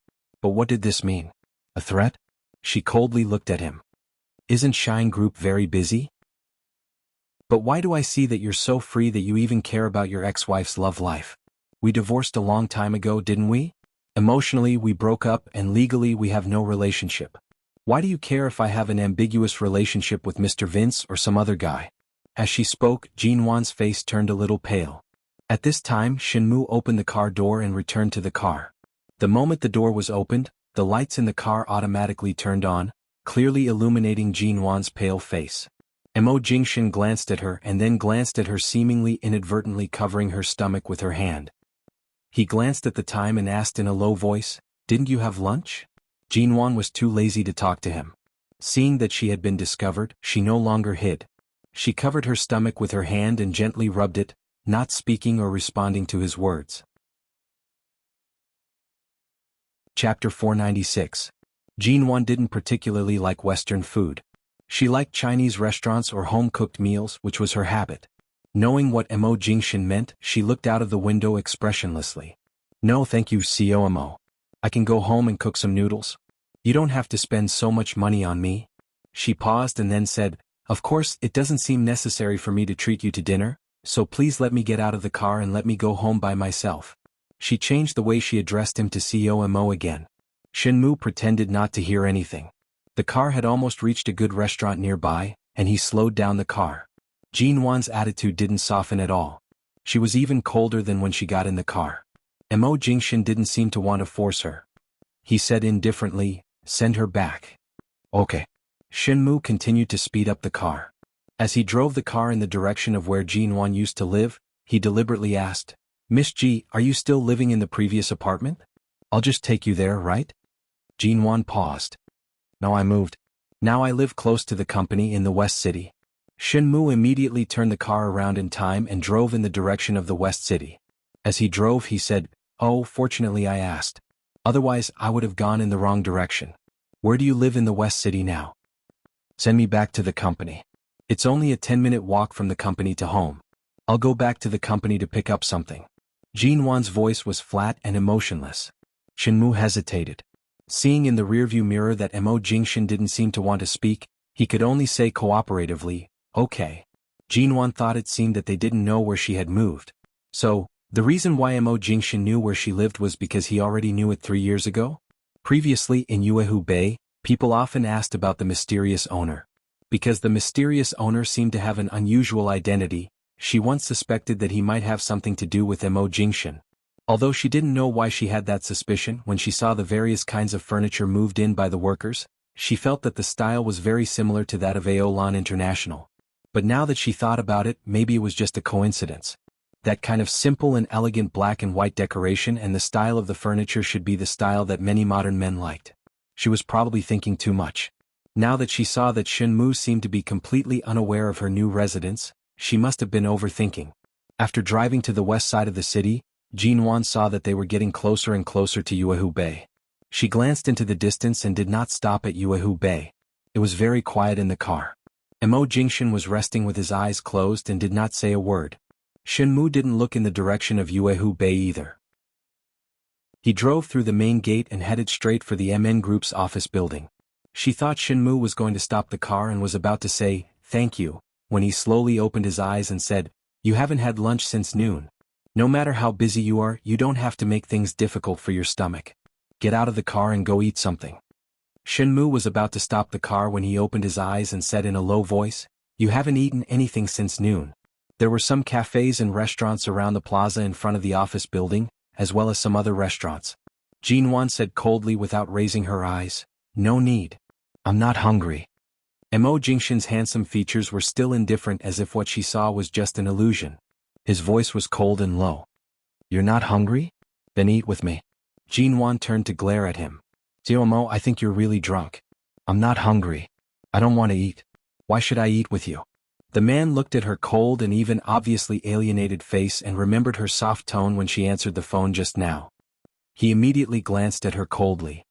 "You can have dinner with Vince, but you can't have dinner with me?" Who would have thought that there would be a day when she could hear that Mo Jingshan was calculative in his words?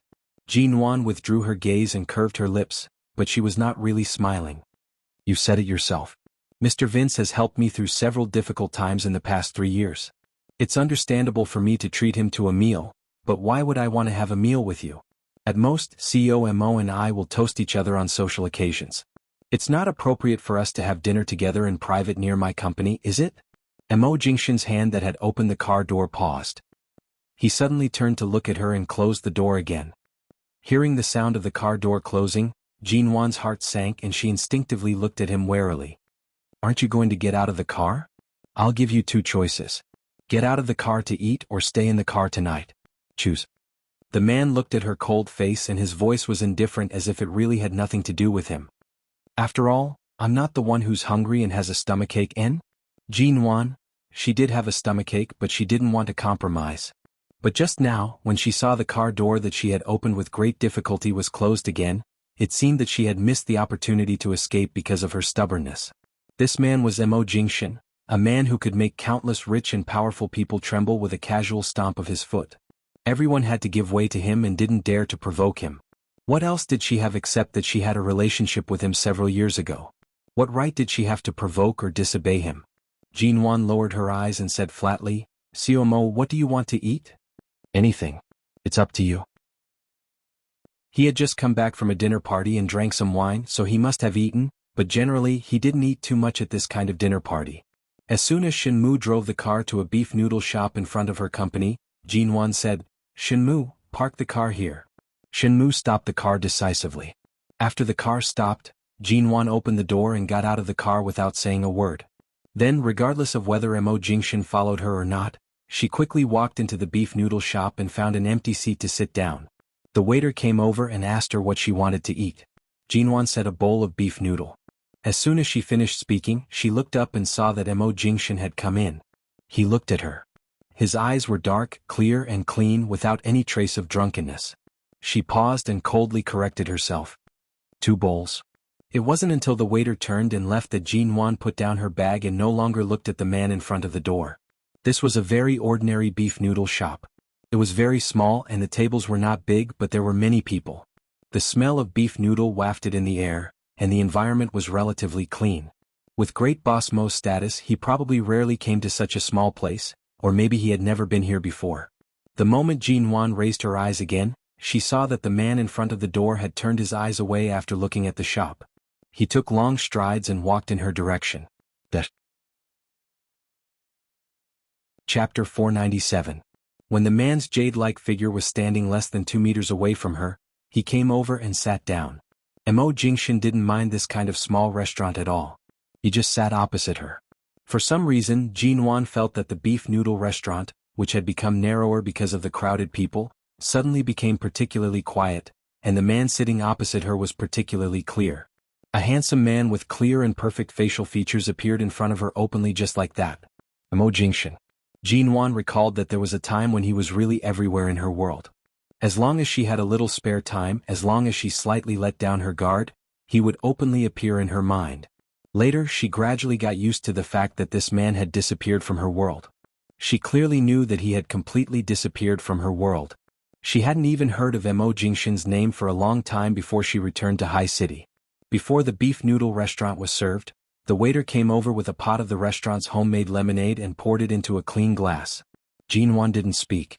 Mo Jingshin put the glass of lemonade in front of her. She moved her eyes forward slightly, took the lemonade and still didn't speak.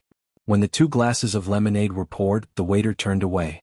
Mo Jingshin watched her gently rubbing the glass with her fingers but didn't drink it. He looked at her calmly with his deep eyes. In this small restaurant, it seemed that there was finally a place and space for her to have a good talk with him. You've grown a lot, but you're still not ruthless enough. The man's voice was light, not high or low, but she could hear every word clearly.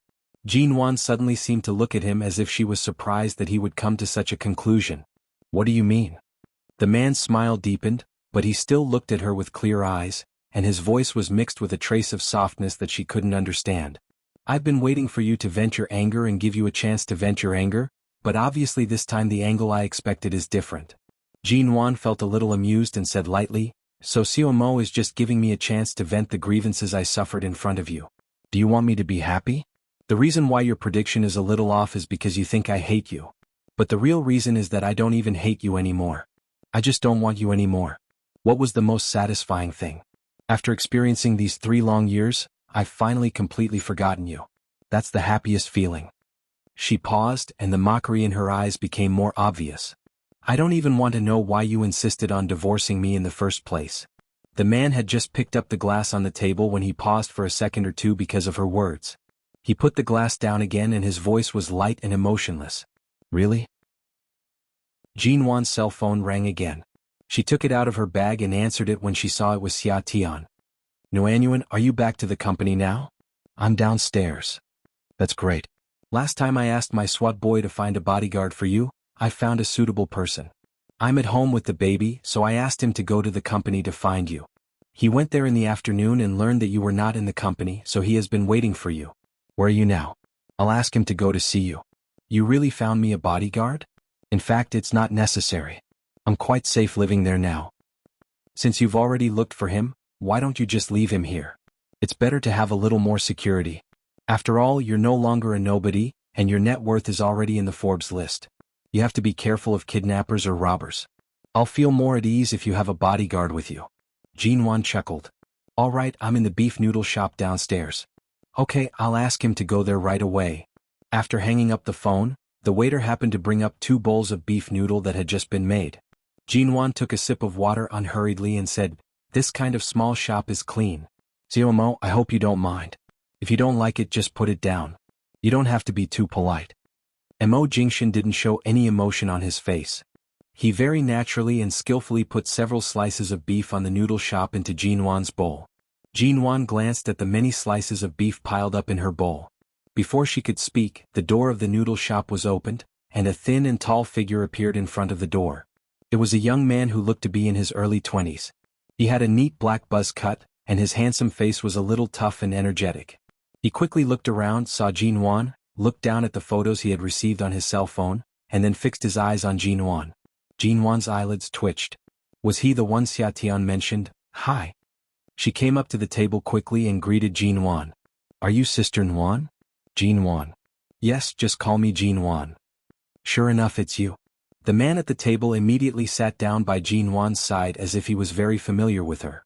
The tables and chairs in this shop were very retro. Jinwan was sitting on a wooden bench, but because he suddenly sat down, she had to move aside a little to make room for him.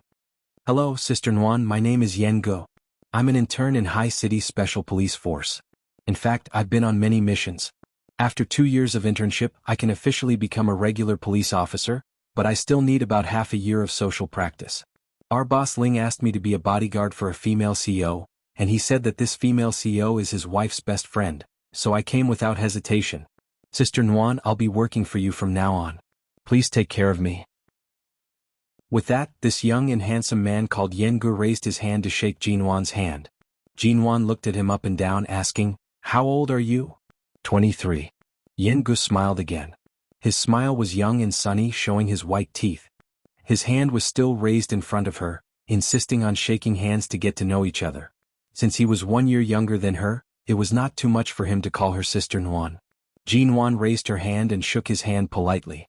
She was about to speak, when Yen Gu looked at the untouched beef noodles on her table and said in surprise, "Nowadays CEOs like you come to this kind of restaurant to eat noodles? Jinwan, shouldn't you all go to various star hotels to eat luxurious meals? Just like in the TV series." Jinwan, she coughed. No matter how rich he was still a human. Why couldn't he eat beef noodles? Chapter 498. Hearing this, Yen Gu smiled again. "Yes, I came here at 2 o'clock in the afternoon, but they said you went out for a meeting and didn't know when you would come back. Anyway, I had nothing to do in the afternoon, so I waited in the lounge downstairs of your company. I didn't expect that you would really come back." This big boy who loved to laugh made her feel less repulsed toward strangers. Furthermore, because he came from the special forces and was full of righteousness, she felt a little closer to him in her heart. "This bowl of noodles has just been served. Eat it." Jinwan pushed the bowl of noodles in front of her to Yen Gu. Yen Gu looked at her. "Isn't this your noodles? Aren't you going to eat it, Sister Nguyen?" "I'm not hungry. If I'm hungry, I'll have another bowl. You eat first." Jinwan picked up disposable sanitary chopsticks and handed them to him. Yen Gu was a little embarrassed, but he was really hungry. He hesitated and looked at Jinwan. Jinwan blinked at him and said with a smile, "I'm on a diet. Hurry up and eat." Hearing that she was on a diet, Yen Gu smiled again. "You girls are so thin, but you still say you want to lose weight every day. I'm really hungry. I'll eat it. Sister Nguyen, you also have another bowl. Don't be hungry." Jinwan nodded. Yen Gu broke the chopsticks, lowered his head and took a bite. Then he gave her a thumbs up with an admiring look. "It tastes good. Really good." Jinwan smiled. Seeing Yen Gu eat up all the pieces of meat in the noodles without hesitation, she seemed to remember something and looked up at the man sitting opposite her. Mo Jingshan didn't show any emotion on his cold face. He coldly looked at Yen Gu, who had eaten most of the noodles in a few mouthfuls, and said indifferently, "Eat slowly. Don't choke." Yen Gu suddenly coughed and almost choked. He suddenly put down the chopsticks, looked up at the man sitting opposite him, and paused before turning his eyes to Jinwan. "When did this man sit here?" Jinwan? Yen Gu had been looking for Jinwan since he came in and didn't look at anyone else. After sitting down, he didn't look in any other direction, so he didn't notice that there was someone sitting opposite him. Mo Jingshan, who had been treated as an invisible person for a long time, saw him move closer to Jinwan as he spoke, and his cold eyes turned cold. "Sister Nguyen, who is he? Do you know each other?" Seeing his unkind look, Yen Ji's face immediately turned cold. He leaned closer to Jinwan and asked in a low voice, "Cough." Jinwan casually took a few napkins from the table and handed them to Yen Gu, saying, "They're just passers-by sharing a table. Just eat your food. Don't worry about others." Yen Gu looked at the surrounding tables and saw that all the tables were occupied. Therefore, the reason that passers-by came to share a table was very convincing. "Oh." He glanced at the clothes of the man on the other side of the table. He was wearing a black shirt and trousers. They didn't look cheap, and his aura didn't look like that of an ordinary person. Yen Gu instantly felt a faint sense of worship towards this beef noodle restaurant. Just how delicious was this restaurant? Even 2 extraordinary people could come here for a meal. After a bowl of noodles, Yen Gu wiped his mouth with a napkin and called the waiter, "Waiter, 2 more bowls."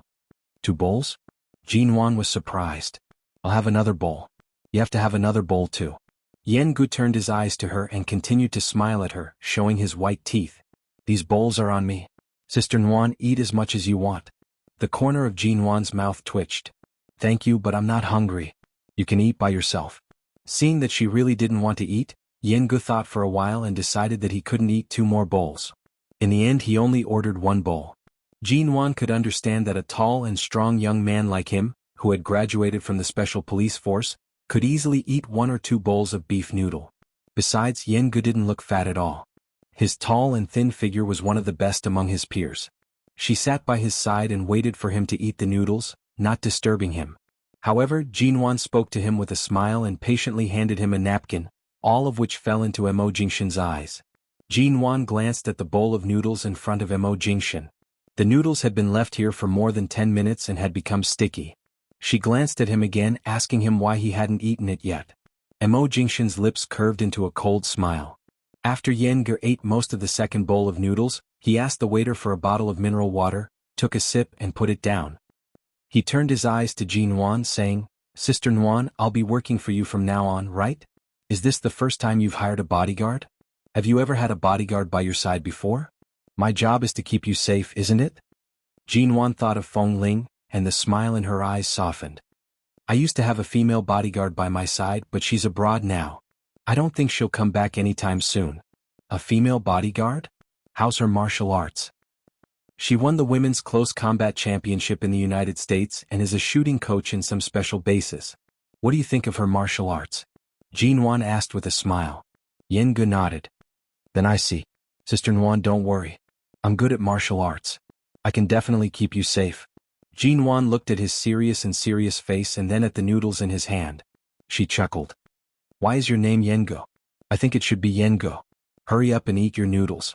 Let's talk about work tomorrow. Seeing that Jin Wan was not a cold and unapproachable boss, Yen Gu continued to eat a big mouthful of noodles in a good mood and didn't continue to talk. At this time, Shinmu came in from outside. He came to Mo Jingshan's side and said something in a low voice. It seemed that he had something to do. Mo Jingshan took a look at Jin Wan and Yen Gu, who was still eating noodles. His eyes darkened. He silently threw the bill on the table and indifferently got up to leave. As soon as the man left, Jin Wan's eyes fell on the bill on the table. In the past, Mo Jingshan rarely carried money with him.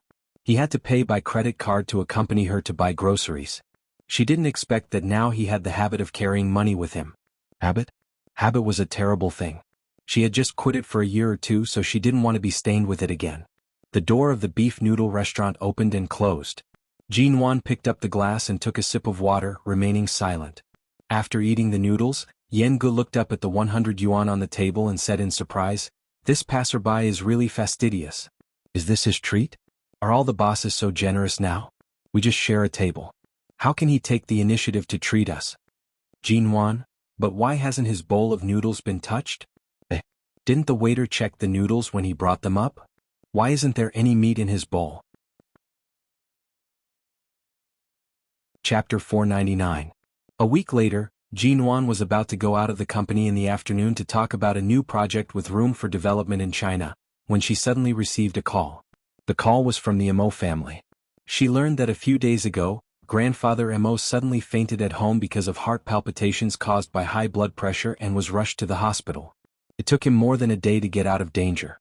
After staying in the hospital for a few days, he was discharged from the hospital and returned to the Mo family yesterday. But grandfather Mo was now recuperating in bed at home, clamoring to see Jin Wan every day when he woke up. Uncle O, the housekeeper, was worried that grandfather Mo's bad mood would affect his health, so he called Jin Wan, hoping that she could spare some time to go to the Mo family these days to see grandfather Mo.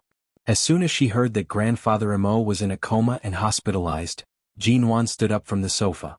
Then she heard that grandfather Mo was still recuperating at home these days and could not walk by himself, clamoring to see her every day. Without saying a word, she postponed all her afternoon schedule, asked Yen Gu to help her go to a nearby pharmacy to buy various expensive herbs and supplements for lowering blood pressure, and then drove all the way to the Mo family. 3 years ago, Jin Wan avoided seeing grandfather Mo. The only person she felt guilty about was grandfather Mo. Grandfather Mo's words were still ringing in her ears. He had always kept the position of the Mo family's granddaughter-in-law for her. She thought that after 3 years, Grandfather Mo should have let it go and no longer be so persistent, but she didn't expect that he would often talk about her and miss her in his illness. Sometimes people were like this. They often felt that no one would disappear in their lives, until one day they found that the person accompanying them was getting older and closer to the end of his life. When they tried to hold on to this person again, they found that they couldn't be held back. Grandfather Mo was already in his 80s. Unlike young people like them, he couldn't stand the ravages of time. Jinwan couldn't help speeding up, and the guilt and regret in her heart grew stronger. 3 years ago she should have at least seen him before leaving. She could be ruthless to anyone and anything, but to Grandfather Mo, she really shouldn't have been so heartless. Sister Nguyen, there's a speed limit here. Drive slowly. If you are too worried, why don't you sit here and I'll drive? Yen Gu sat in the co-driver's seat and saw Jinwan driving almost 100 on a road with a speed limit of 60. Although there were not many cars on the road and it was not dangerous, he could see that she seemed to be in a bad mood. It's fine. I just want to hurry over to see Grandfather Mo, Jinwan said as she increased the speed of the car, completely ignoring the speed limit signs. After this week, Yen Gu knew that Jinwan was a very rational and sensible person. Now that he saw her gripping the steering wheel so tightly that her slender knuckles turned white, he didn't say anything else. The car soon arrived at the Mo family's old residence. It had been more than 3 years since she last set foot on this place. The moment Jinwan got out of the car, she took a look at the Mo family's old residence. It was the end of August, not yet autumn. The weather was hot, but the shady paths and colorful flower beds in the old residence's yard were still there. It was full of vitality as if nothing had changed in the past 3 years and everything remained the same. Having no time to appreciate the scenery in the yard, Jinwan drove the car to the parking lot in the front yard of the old house. When she parked, she noticed that the familiar black ghost was also here. Mo Jingshan also returned to the Mo family? Yes, the reason why he returned to High City when his relationship with Mo Xiaoza was in a stalemate was that Grandpa Mo was here. Although he was busy and had no time to come back, Grandpa Mo was sick.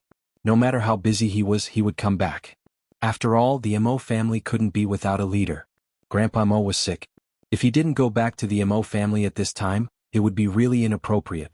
Jinwan was not in the mood to think about this now. She just wanted to see how Grandpa Mo was doing. Walking in, she saw Uncle O. As soon as Uncle O saw her, the old man, who was almost the same age as Grandpa Mo, suppressed his excitement and came up to greet her. Mrs. Mo, Jinwan paused, swallowed the words that were about to come out of her mouth and smiled. Uncle O, are you still healthy? Uncle O nodded. I'm fine. I'm really healthy. In fact, Grandpa Mo has always been in good health, but after all, he is old. When he was young, he worked too hard, and when he was old, all kinds of diseases came to him. Fortunately, it's just high blood pressure, which is not fatal. After he fainted, he was sent to the hospital in time. Everything was done in time, so it's not a big deal. He just needs to rest for a while, but Grandpa Mo talks about you every day. I'm afraid that if he suddenly passes away one day, I won't even be able to see him for the last time. Jinwan's eyes suddenly turned red. No, Grandpa Mo has always been in good health. I guess he has been eating and drinking too greasy recently, so his high blood pressure suddenly became so serious. I'll go to see him. Okay, it's good that you can come back to see him, but Grandpa Mo has just taken his medicine and fallen asleep. I was afraid that he would be too excited, so I didn't tell him that you were coming back. Do you want to see him after he wakes up? He can sleep for about 2 or 3 hours. It's already afternoon and it will be dark when he wakes up. Mrs. Mo, you can stay here tonight. Uncle O said with a kind smile. Mr. Mo happens to be here. He just went to see Grandpa Mo take his medicine and will come back in a minute. Yen Gu stood beside Jinwan, carrying a lot of expensive herbs and tonics in his hand, but after listening for a long time, he felt a little strange. What, Mrs. Mo? Wasn't Sister Nguyen single? She had never seen any man around her. Why did this old man call her Mrs. Mo? I'll wait for Grandpa Mo to wake up. Jinwan didn't decide whether to stay here or not. If Mo Jingshan was not here, she might consider staying at the Mo family for one night. After all, she just came back to see Grandpa Mo, but if Mo Jingshan was here, she'd better not stay here. After all, there was no reason for her to stay here. With that, she turned back, took the things in Yenji's hand, and handed them to Uncle O. No matter whether the Mo family lacked these things or not, this was the etiquette for the younger generation to visit the old. Uncle O was used to it. He took the things and didn't say anything but just asked Jinwan to hurry to the front hall to sit down and drink tea and rest for a while. Yen Gu followed Jinwan to the front hall. Seeing that Jinwan seemed to be very familiar with the environment here, He couldn't help asking, "Sister Nguyen, who is the Mr. Mo that Uncle O just mentioned? And who is Mrs. Mo? Did he call the wrong person?" In the front yard of the Mo family in the Chinese-style attic where Grandpa Mo was sleeping, the window was bright. The man's figure stood in front of the window, silently watching the woman walking through the shade of the trees in the front yard of the Mo family's house, and then coldly glanced at the overly enthusiastic bodyguard beside her. The bodyguard that Xia Tian tried to find for her? He must have deliberately come to annoy him. Chapter 500. She pushed open the window and a gust of wind brought the woman's voice over. "Yes, Uncle O, you called the wrong person. There's no Mrs. Mo here." Jean Wan sat in the front hall for a while, chatting with Uncle O from time to time. When she saw Mo Pylon passing through the back door, she took a look at her. Mo Pylon obviously didn't expect to see Jean Wan in the Mo family after a few years. She glanced at Jean Wan and her face darkened. Then she turned and walked away. "Why is Aunt here?" Jean Wan remembered that Grandfather Mo had said that he had driven away all the relatives who wanted to be related to the Mo family in a fit of anger. Logically speaking, among those who were driven away, Aunt Mo Pylon should be the first to bear the brunt, but now she actually saw her in the Mo family? Uncle O shook his head and sighed. "You don't know. She has been living with the Mo family for some time with her daughter, Mo Joshua. Grandpa Mo is getting old and he is not as healthy as he used to be. He doesn't have a daughter, so he needs someone to take care of him. Alas, 2 years ago Mo Joshua married a bank owner. Originally she thought that she could become rich and powerful. However, the man spent all day drinking and having a lot of women. In the end she still ended up with a divorce. Joshua followed the same path as her mother. She got divorced not long after she got married. Fortunately, she didn't get pregnant, so she didn't live alone with a child for more than 20 years like her mother. Now the mother and daughter have no one to rely on. Mo Pylon is old and has not been able to find a good backer. Joshua is only 27 years old, but after all, no matter who she finds, it will be her second marriage. Both mother and daughter are proud and arrogant people. It's not easy for them to find someone they like. Seeing them staying at the Mo family's house all day, Master Mo knew that they had nowhere to go. He pitied them and felt pity for them. For the sake of their old friendship, he didn't drive them away and let them stay. Jean Wan nodded. Grandpa Mo doesn't have a daughter. It's good to have a niece to take care of him. Uncle O smiled. Although the old master is old, he is still soft-hearted. Mo Pylon and Mo Joshua have been living here for the past 2 years, so we let them live here. Dutiful. Jean Wan recalled that when she suddenly saw Mo Pylon just now, this aunt's originally peaceful eyes suddenly seemed to be pierced with thorns, as if she was facing a formidable enemy, as if Jean Wan's sudden appearance here would occupy her territory. Everyone in the Mo family knew about Jean Wan and Mo Jingshan's divorce. She just came back to visit Grandfather Mo, but from Mo Pylon's expression just now, it was clear that she didn't intend to play her part. 2 hours later, it was already 5:30 in the evening. It was dinner time and the kitchen was preparing dinner. Elder Mo had also woken up. After hearing that Jean Wan had come to the Mo family, he was so excited that he immediately got out of bed. However, fearing that the smell of medicine on this bedridden old man would be too strong, he specially changed his clothes before heading to the front hall. The door of the front hall was opened by Uncle O, and a handsome man pushed Grandfather Mo in a wheelchair. The man behind the wheelchair was noble and indifferent, and his deep dark eyes were like 2 bottomless pools of ink. Jean Wan is here, isn't she?" The moment Jean Wan heard the voice, she abruptly stood up, deliberately avoiding the man's gaze. However, in the blink of an eye she saw Elder Mo. When she saw that the elder was actually sitting in a wheelchair, her nose immediately turned sour. She forced a smile. Grandfather Mo didn't care whether Jean Wan called him grandfather or Grandfather Mo. He just stared at her with a smile. He was sitting in an automatic wheelchair with a button. After being pushed into the front hall by Mo Jingshan, he could walk on the ground autonomously. He pressed the button and approached Jean Wan. Jean Wan was afraid that Grandfather Mo and the wheelchair would hit the corner of the table and chair in the front hall, so she hurriedly stepped forward, pressed the armrest of the wheelchair, and leaned over to Grandfather Mo to say, "Grandfather Mo, I'm here. Don't worry. There are all kinds of sandalwood tables and chairs you like here. They are very strong. It hurts if you touch the corner of the table. Be careful." As she spoke, she directly pushed the old man's wheelchair to the front where there were fewer tables and chairs. The old man was in an extremely good mood and couldn't restrain his excitement. He took her hand and placed it in his palm.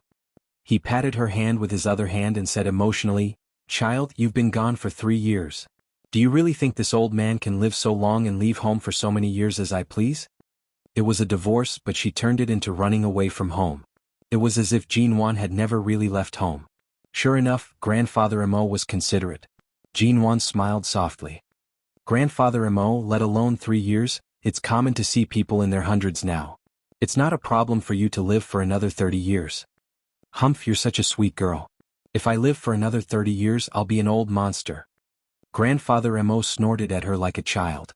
Jinwan immediately smiled. Her hand was still held by the old man, but she didn't rush to withdraw it. She just patiently leaned over the wheelchair and said softly, "A few days ago I heard from Uncle O that you fainted because of high blood pressure.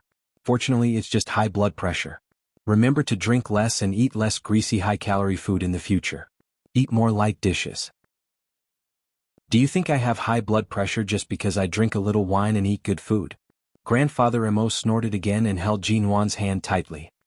"I know you've come back to China, but you haven't come to see me. I'm so angry." Jinwan was embarrassed. The old man rolled his eyes at her and harumphed. "Look at you. Back then you and Jingshan were so close and inseparable. In the end you didn't even tell me about the divorce. Back then I waited for you downstairs at your company for so long, but you refused to see me. Do you know how sad I was at the time?" Jinwan lowered her eyes. Grandfather Mo. Seeing that Jinwan didn't want to mention what happened 3 years ago, Grandfather Mo let go of her hand and sighed. "Forget it. You didn't want to see me at that time because you didn't dare to. Anyway, I vented my anger on Jingshan, and he was beaten by me several times. At least you returned to China safely, so I won't mention it." Chapter 501. There were a lot of people present, and there were many servants of the Mo family around. It was not convenient for Jinwan to ask them anything, so she withdrew her gaze and pushed Grandpa Mo to the dining table to sit down. "Grandpa, don't be so hot-tempered. Don't always be angry with us young people. You'd better take care of yourself."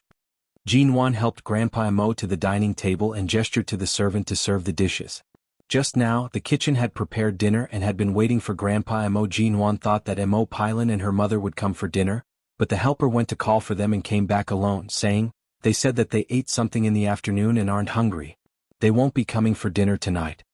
Grandpa Mo didn't say much but just smiled and asked Jinwan to sit next to him. Grandpa Mo always liked to drink a few mouthfuls of wine at dinner. Now he had not recovered, so he couldn't drink, but he really wanted to drink, so Uncle O planned to bring a jar of the Mo family's old medicinal wine for Grandpa Mo to drink. The medicinal wine was good for his body, so he could drink a few mouthfuls. Jinwan was not in a hurry to sit down. She avoided Grandpa Mo's dark eyes and quickly followed Uncle O out to help him. Seeing Jinwan follow him out, Uncle O picked up a jar of medicinal wine with a smile and said, "How heavy is such a small jar of wine? I can carry it myself. Why do you suddenly follow me out? Do you have something to ask me?" Jinwan smiled. "Uncle O, I'm really here to help." Uncle O smiled and didn't say more. As he walked back with her, he said, "I know what you want to ask. 3 years ago Grandpa Mo didn't see you. After you flew to London, Mr. Mo didn't explain what happened between you and him. He just said that it was his decision to divorce you and that you were forced to leave, so it was not your fault. Even if he was heartless to the Mo family, it was not your fault." In a fit of anger, Elder Mo raised his walking stick and hit Mr. Mo. All the hits landed squarely on his back. That walking stick was made of redwood. It was hard and sturdy, but it broke in the end. "How hard do you think he hit him?" Jinwan's footsteps suddenly stopped. At that time I was watching from the side. I couldn't stop him even if I wanted to. The old man was in a fit of anger and Mr. Mo took all the blame. He just stood there without saying a word or dodging. The old man raised his walking stick and smashed it against his back, but Mr. Mo didn't even frown. In the end, the walking stick broke and the old man sat down angrily.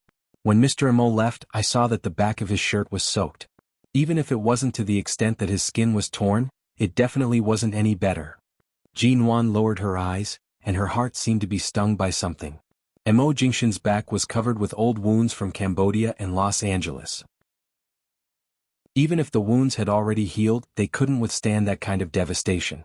3 years ago, it had only been a few months since his wounds had healed. Grandfather Mo had hit him on the back with his walking stick, and those especially serious old wounds had most likely burst open. His shirt was soaked, which meant that his wounds had really burst open from the beating. That kind of pain that connected the bones and flesh. Just by imagining it, one could imagine how painful it was. Uncle O sighed again. Ever since he was a child, the old man has never beaten him, but for you, he broke his crutch directly. Alas, Jinwan stopped outside the front hall. That was all Uncle O could say. He thought about it and didn't say anything more. He didn't urge her to go in but walked into the front hall alone with a jar of wine in his hand. Jinwan was a little confused. Mo Jingxian of the past was reflected in her eyes. He had said that trust was the foundation of marriage. He had said that he would never divorce her. But in the end, he had pushed her away and said that the Mo Jingxian who had promised her everything was already dead. So he was no longer the man she believed in love with, no longer the man who could risk his life for her, and no longer the man who broke his vows to kill for her in Cambodia. He said he had died in that car accident. Even though she knew it was false, she gradually convinced herself that it was true in the following 3 years. She just thought that he was a man with the same face as the old Mo Jingxian. That was all. But Uncle O told her that 3 years ago, after she left, Mo Jingxian was beaten by the old man and admitted that he forced her to leave. Jinwan looked at the brightly lit front hall. At this time, Yengu came back from outside. Seeing Jinwan standing outside like a statue, he raised his hand and waved it in front of her eyes. Sister Nguyen? What are you daydreaming about? Why are you standing outside? To feed the mosquitoes? Jinwan returned to herself and glanced at him. Where did you go earlier? I went to the entrance of the Mo's mansion to take a look and familiarize myself with the environment outside. If anything happens here, I can take you away at any time. Isn't this the duty of a bodyguard? What could possibly happen to me here? It's very safe in the Mo residence. You don't have to familiarize yourself with the surroundings. Rest for a while. Ah? Are you really familiar with this place? Are you really Mrs. Mo? Aren't you single, Sister Nguyen? The corner of Jinwan's mouth twitched. She pushed him back into the front hall and told him to hurry up to eat. The tall young man with a crew cut let out a cry of ouch and finally went in. Jinwan glanced inside and turned to walk down the stairs in front of the front hall. Her heart was stuffy and she wanted to take a walk outside to get some fresh air. As soon as she went around to the shade behind the front hall, she suddenly heard someone talking. The voice seemed familiar. Jinwan paused and instinctively stood behind a thick tree trunk. Did you see that? That Jinwan is really back. I thought she had nothing to do with the Mo family. I didn't expect that she would come as soon as the old man was discharged from the hospital. Mo Pailan's voice was very low. Did you see her outside the front hall just now? The old man kept holding Jinwan's hand as if she were his granddaughter-in-law. Mom, did you drag me out to peep just to see Jinwan? Mo Joshua's voice was low, and she still sounded quiet, timid, and self-abased. Chapter 502. But, when I went to help feed Grandpa the medicine this morning, Jingxian didn't even look at me. I didn't dare. Mo Joshua lowered her head. Alas, you silly girl. Mo Pailan patted her on the head exasperatedly. Instead of relying on your own ability to marry Mo Jingxian, you might as well count on something else. You're really going to piss me off. Mo Joshua felt wronged and didn't speak. Mo Pailan raised her hand to touch her hair, looked at her face for a while and then said, Do you still have the pajamas I bought for you last time? Yes, in the cabinet. Okay, we'll play it by ear tonight.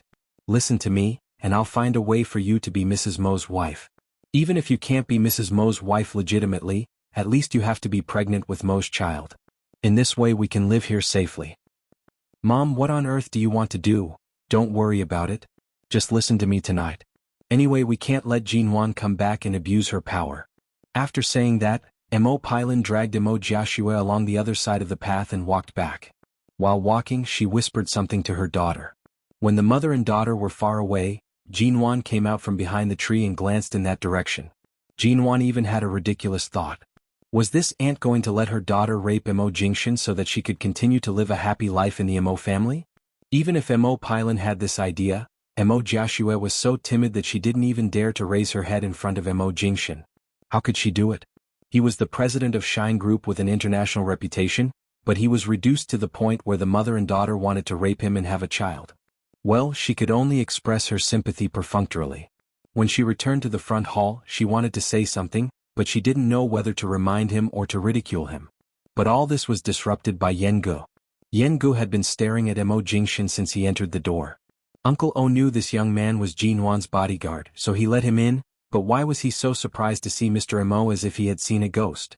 Originally Yen Gu wanted to sit down, but Mo Jingshin stared at him without saying a word. Just his gaze made him feel as though he was sitting on pins and needles. He stood there for a long time but did not sit down. When Jinwan came back, Yen Gu turned around, walked behind Jinwan and whispered, "Sister Nguyen, this man looks very familiar. Is he the passerby who treated us to beef noodles that day?" The corners of Jinwan's eyes twitched. She had almost forgotten about this matter. She mumbled, Damn, what's going on? Wasn't he just a passerby? Why did you meet? I'll explain to you later." Jinwan walked in, looked straight at Grandfather Mo and walked towards him. When she passed by Mo Jingshin's seat, Grandfather Mo was about to ask her to sit there, but before he could speak, Jinwan quickly bypassed him and sat down on the chair next to him. She was going to ask Yen Gu to eat with her, but after all, this was the Mo family and Grandfather Mo was still here, so Jinwan couldn't make the decision. Uncle O came up to Yen Gu, who was still stunned, and said politely, "Young man, there is a spare small dining room in the front hall. You can take a rest on the sofa there after dinner. What do you want to eat? We'll ask the kitchen to send it to you after it's done." Although Yen Gu was a little impulsive, he knew the rules. He waved his hand at Jinwan, telling her not to worry about him, and then turned to follow Uncle O. He successfully escaped from the man's piercing eyes. Jinwan didn't know what to do. Jinwan glanced at the crutch next to Grandfather Mo's wheelchair.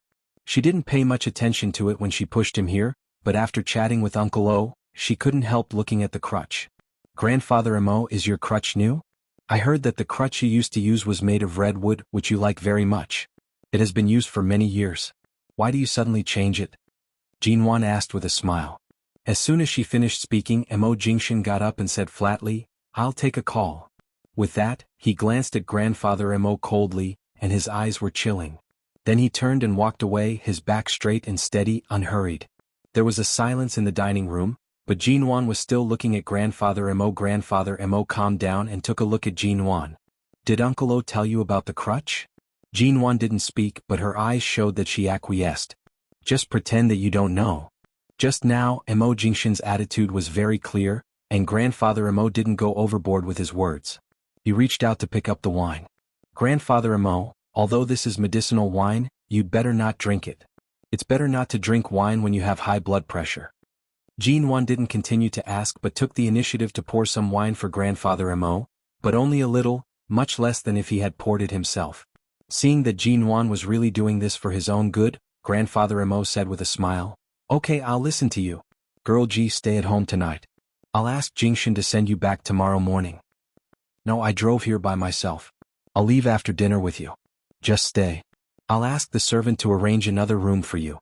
If you leave as soon as you arrive, I'm afraid I'll be too angry to sleep tonight. If I get sick again because I don't sleep well, you'll have to spend time with me in the hospital, won't you?" Grandfather Mo said and glared at her, making it clear that she had to stay here tonight. Otherwise he would definitely lose his temper. He couldn't lose his temper because of his illness. He had to be in a good mood. If Jinwan didn't see Grandfather Mo, she might be able to avoid him as ruthlessly as she did 3 years ago, but now Grandfather Mo was in front of her, and he still treated her as if she was his only granddaughter-in-law. Jinwan really couldn't bear it. That night, Jinwan stayed in the suite in the villa behind the Mo family, and Yen Gu was taken to a suitable room by Uncle O to rest. After entering the room, Jinwan didn't go to take a shower as usual. Instead, she sat in front of the window, holding a cup of scented tea made by the servant in her hand and looking down. She didn't put down the cup until she saw Mo Jiashue appear. Chapter 503. When she arrived at the door of the villa, Mo Jiashue couldn't control the strange heat in her body at all. She walked in a trance.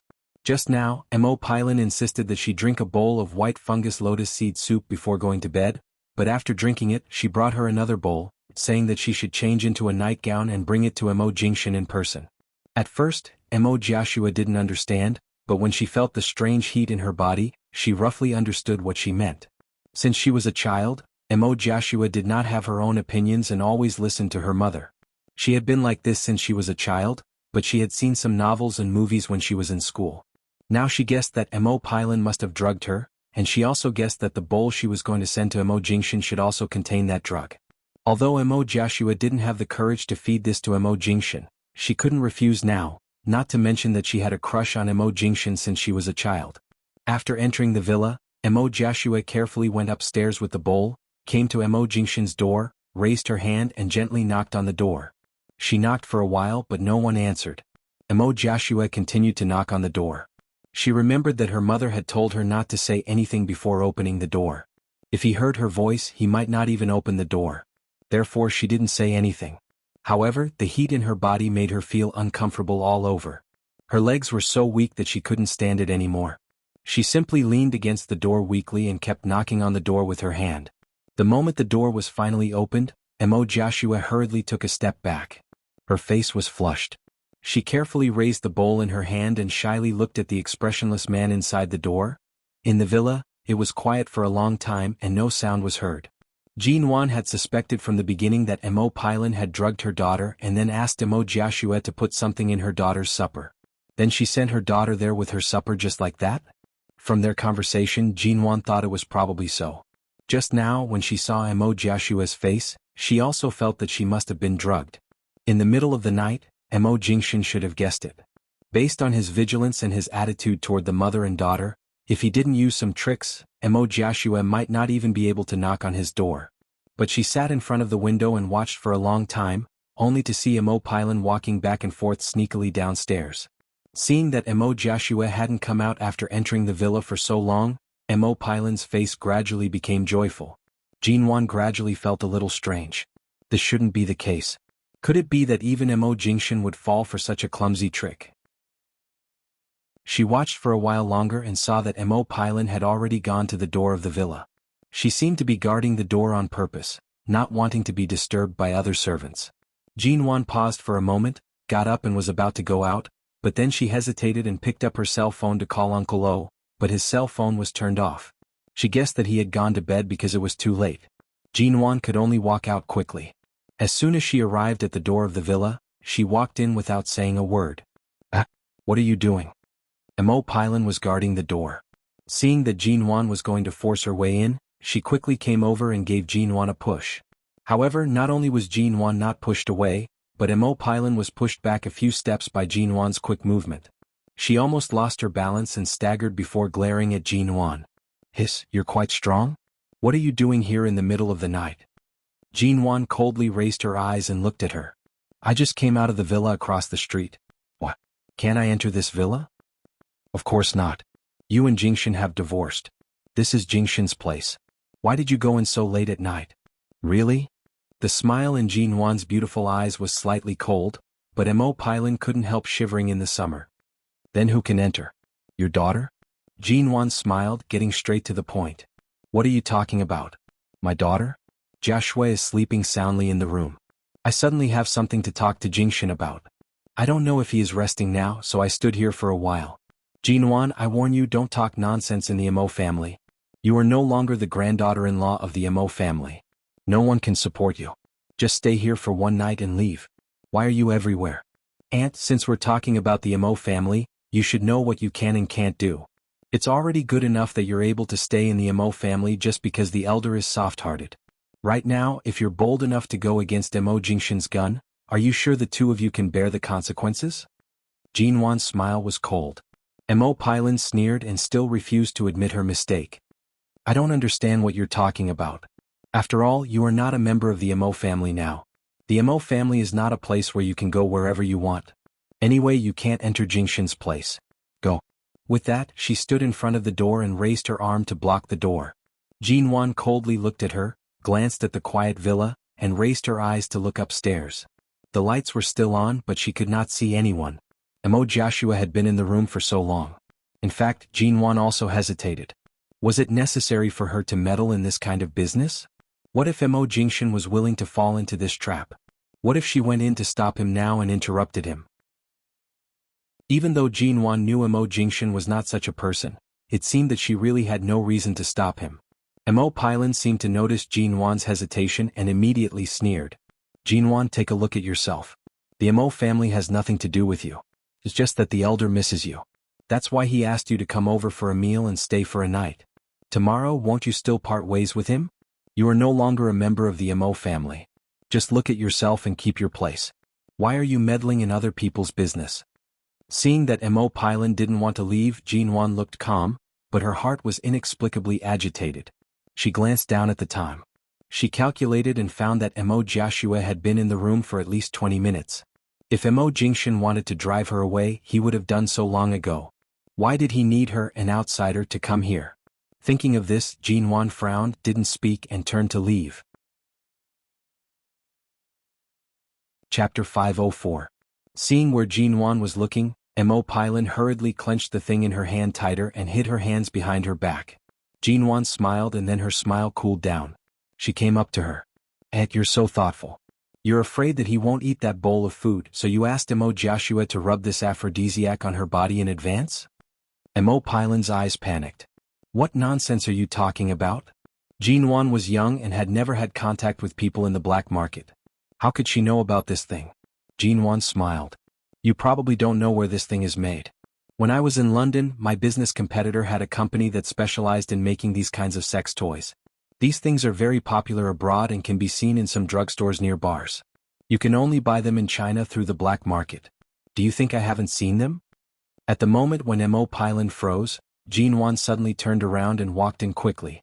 When Mo Pylon came back to herself and was about to reach out to stop her, Jinwan had successfully crossed her line of defense and broke in smoothly. What are you doing? Come out.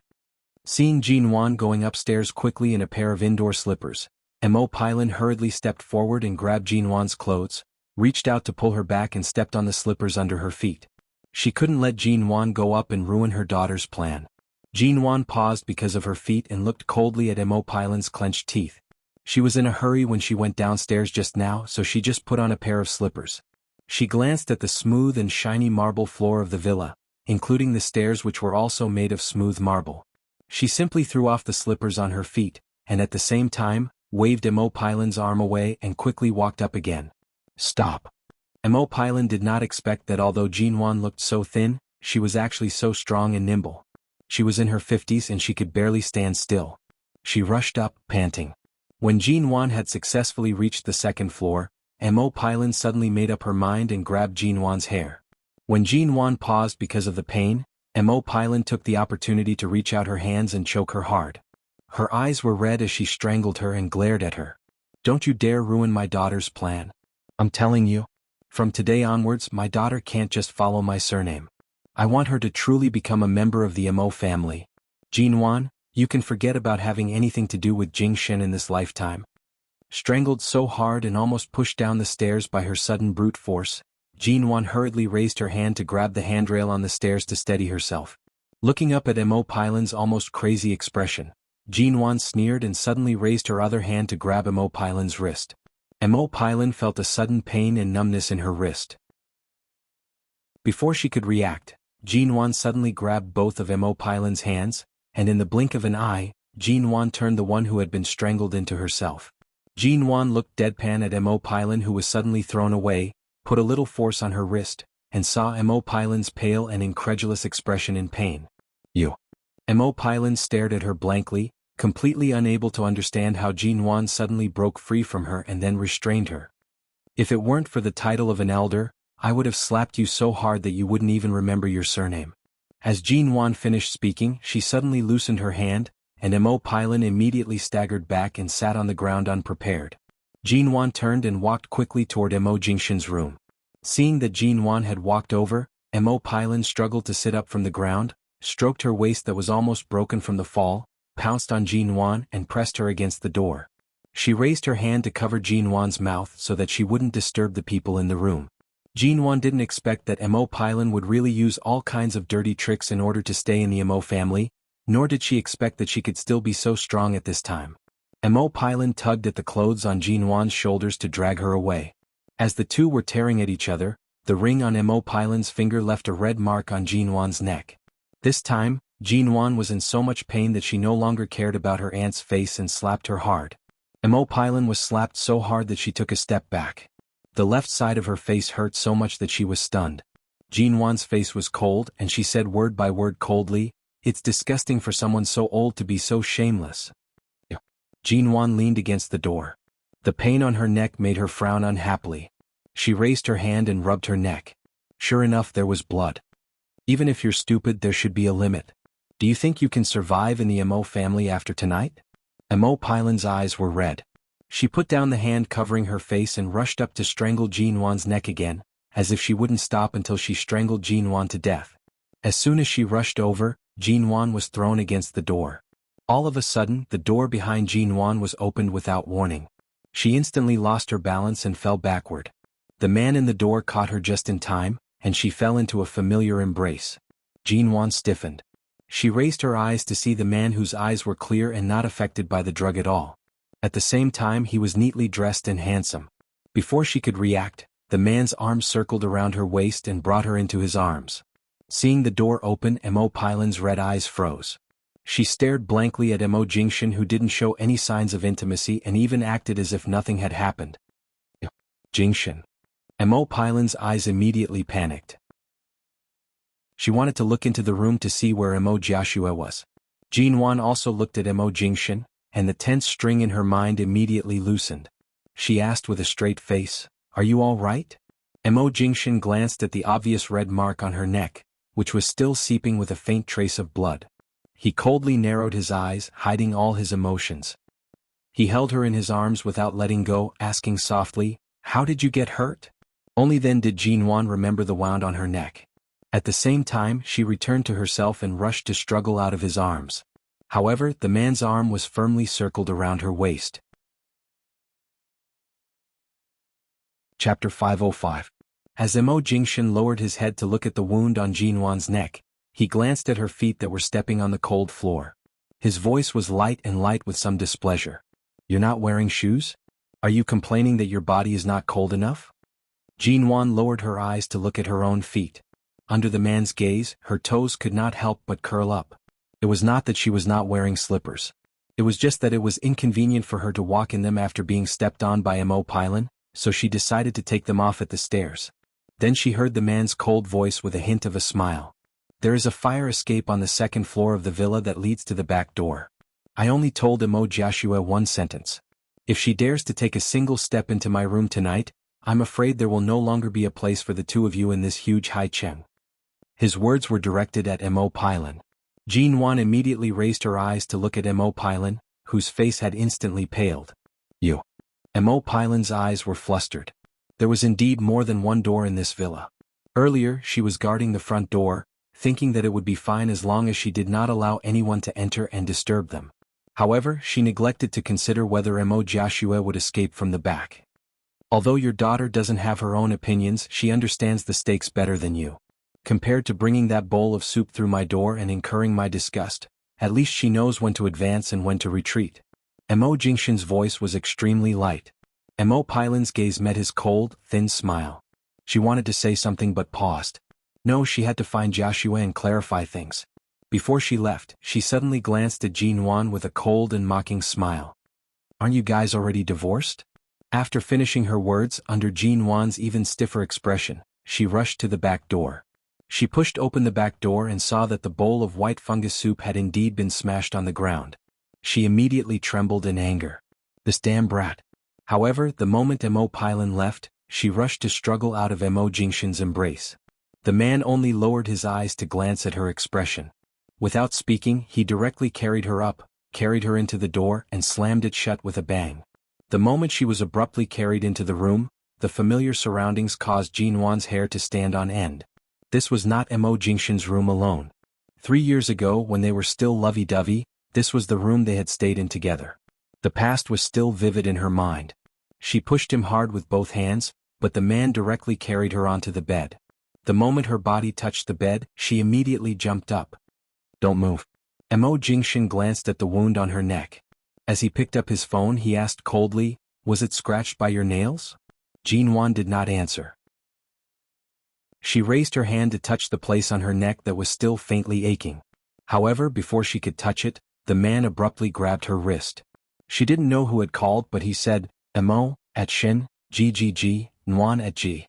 Jinwan was about to shake his hand off when she heard the man speak into the phone, "Send the first aid kit over." After finishing his words, he tossed the phone aside and glanced at Jinwan's toes, which were curled up by the bed due to her tense emotions.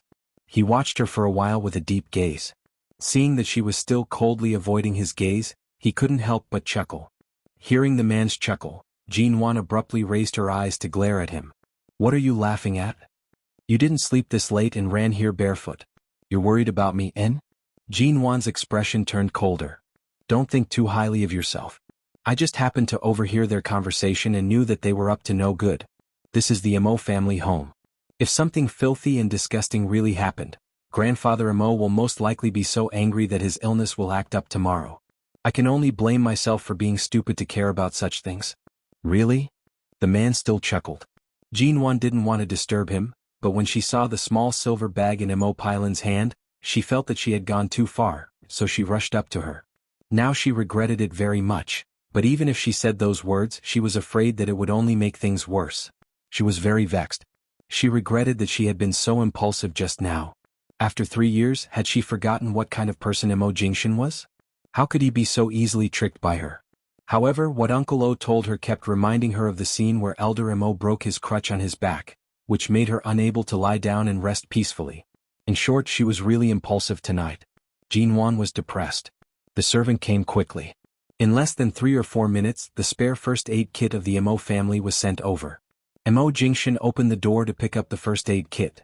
Every time Jinwan was about to get out of bed, the man would throw 2 threatening words at her. Don't move.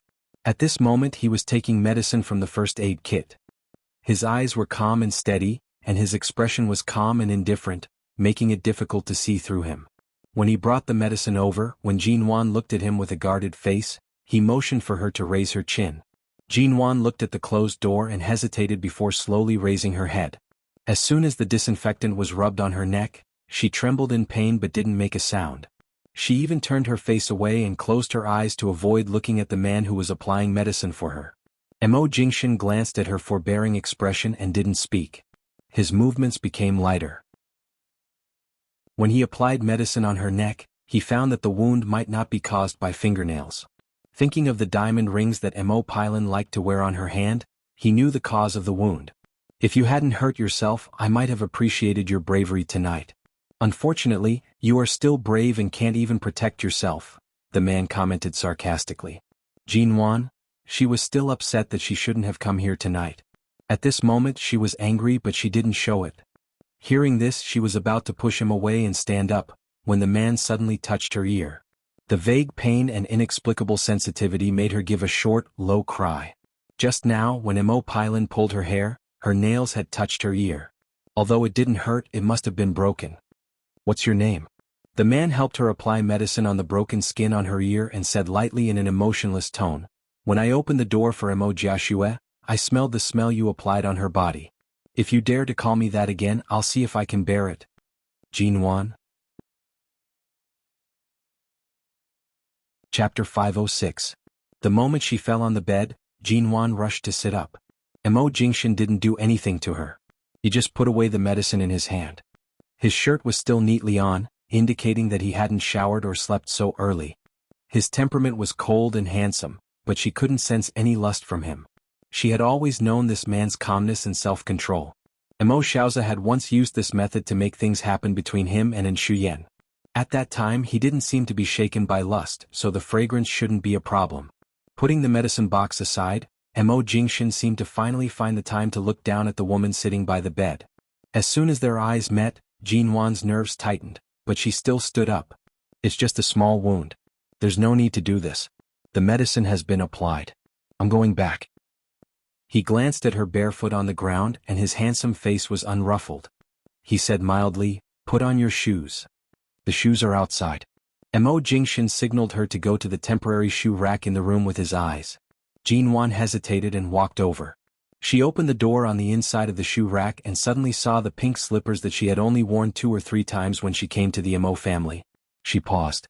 Looking at the pair of shoes inside, it seemed that nothing had changed in the past 3 years. She opened her mouth. Mo Jingshan, I really want to know. Back then you didn't want me anymore. Did you regret it later? She didn't know when, but the man had come behind her. He unhurriedly took out the pair of pink slippers and handed them to her. What do you think? Hearing these words, Jinwan took the shoes and said mildly, Maybe not, because I've never seen the word regret on you. The man glanced at the shoes on her feet. Put them on. It's getting late. Go to sleep. His voice was gentle, as if the two of them were just chatting about a common, everyday topic. Jean Wan composed herself and turned to look at him. When Grandfather Mo beat you, why did you? There's still some drug in my body. Are you sure you can withstand my loss of control? Continue to stand here, but I can't guarantee how long I can endure it. The man interrupted her. His tone remained the same, but his voice was deep and hoarse. Jean Wan's voice faltered. She abruptly opened the door and quickly walked out, not staying a moment longer.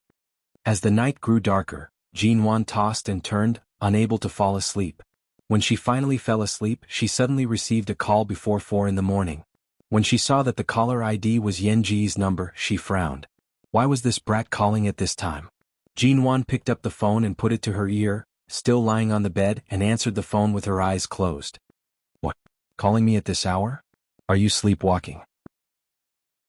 Sister Nguyen, I'm sorry to wake you up so late, but our SWAT team suddenly has an urgent mission and has recalled all our members.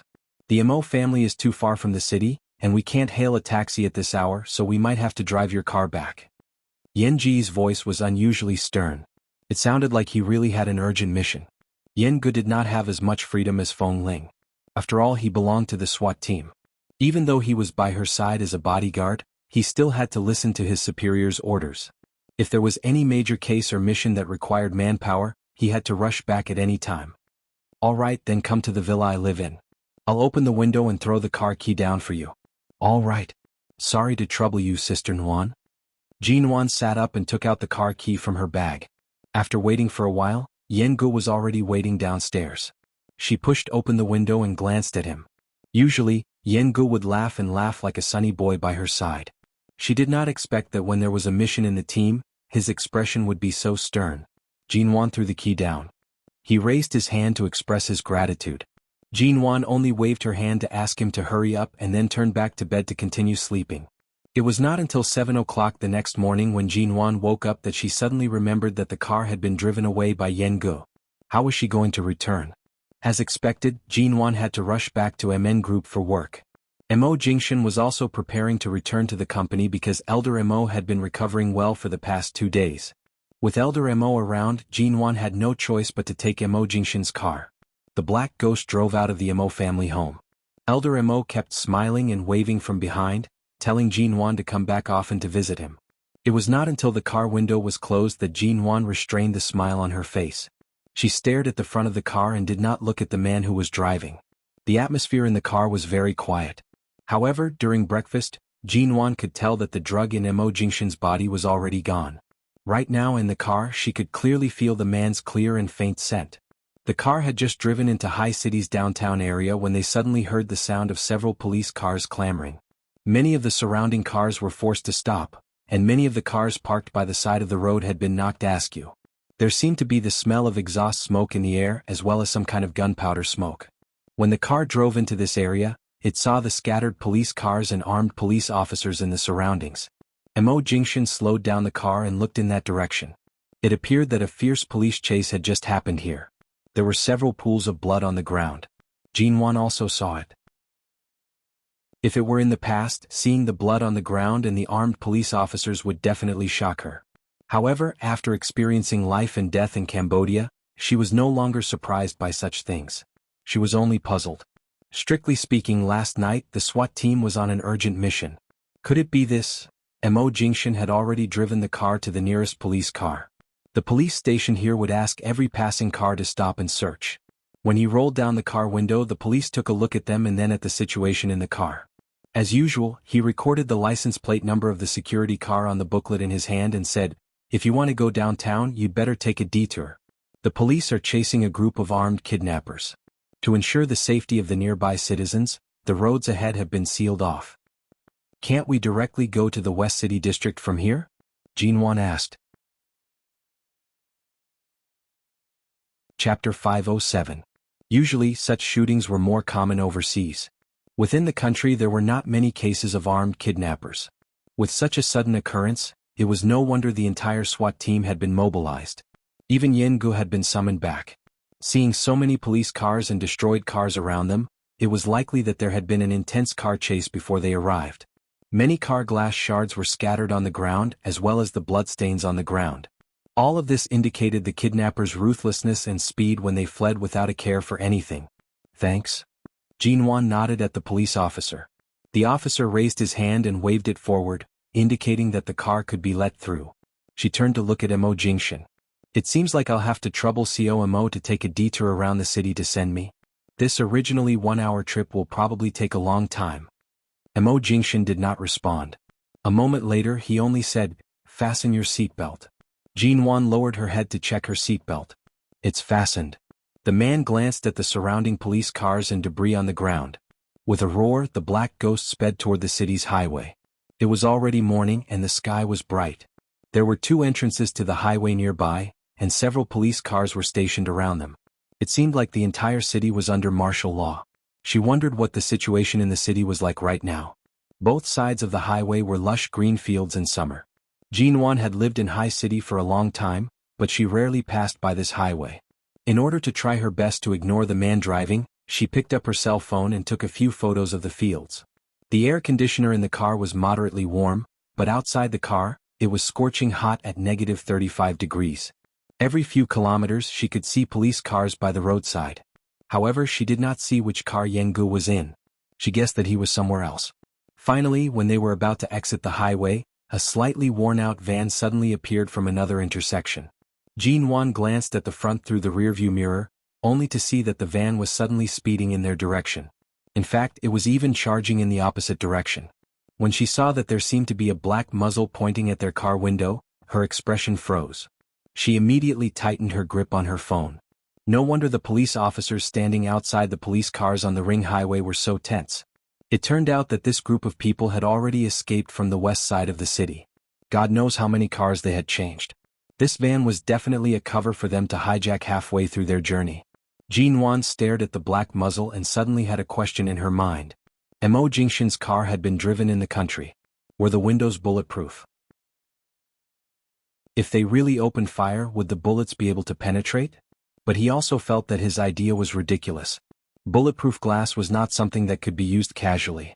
It might be common abroad, but it was not necessarily the case in China.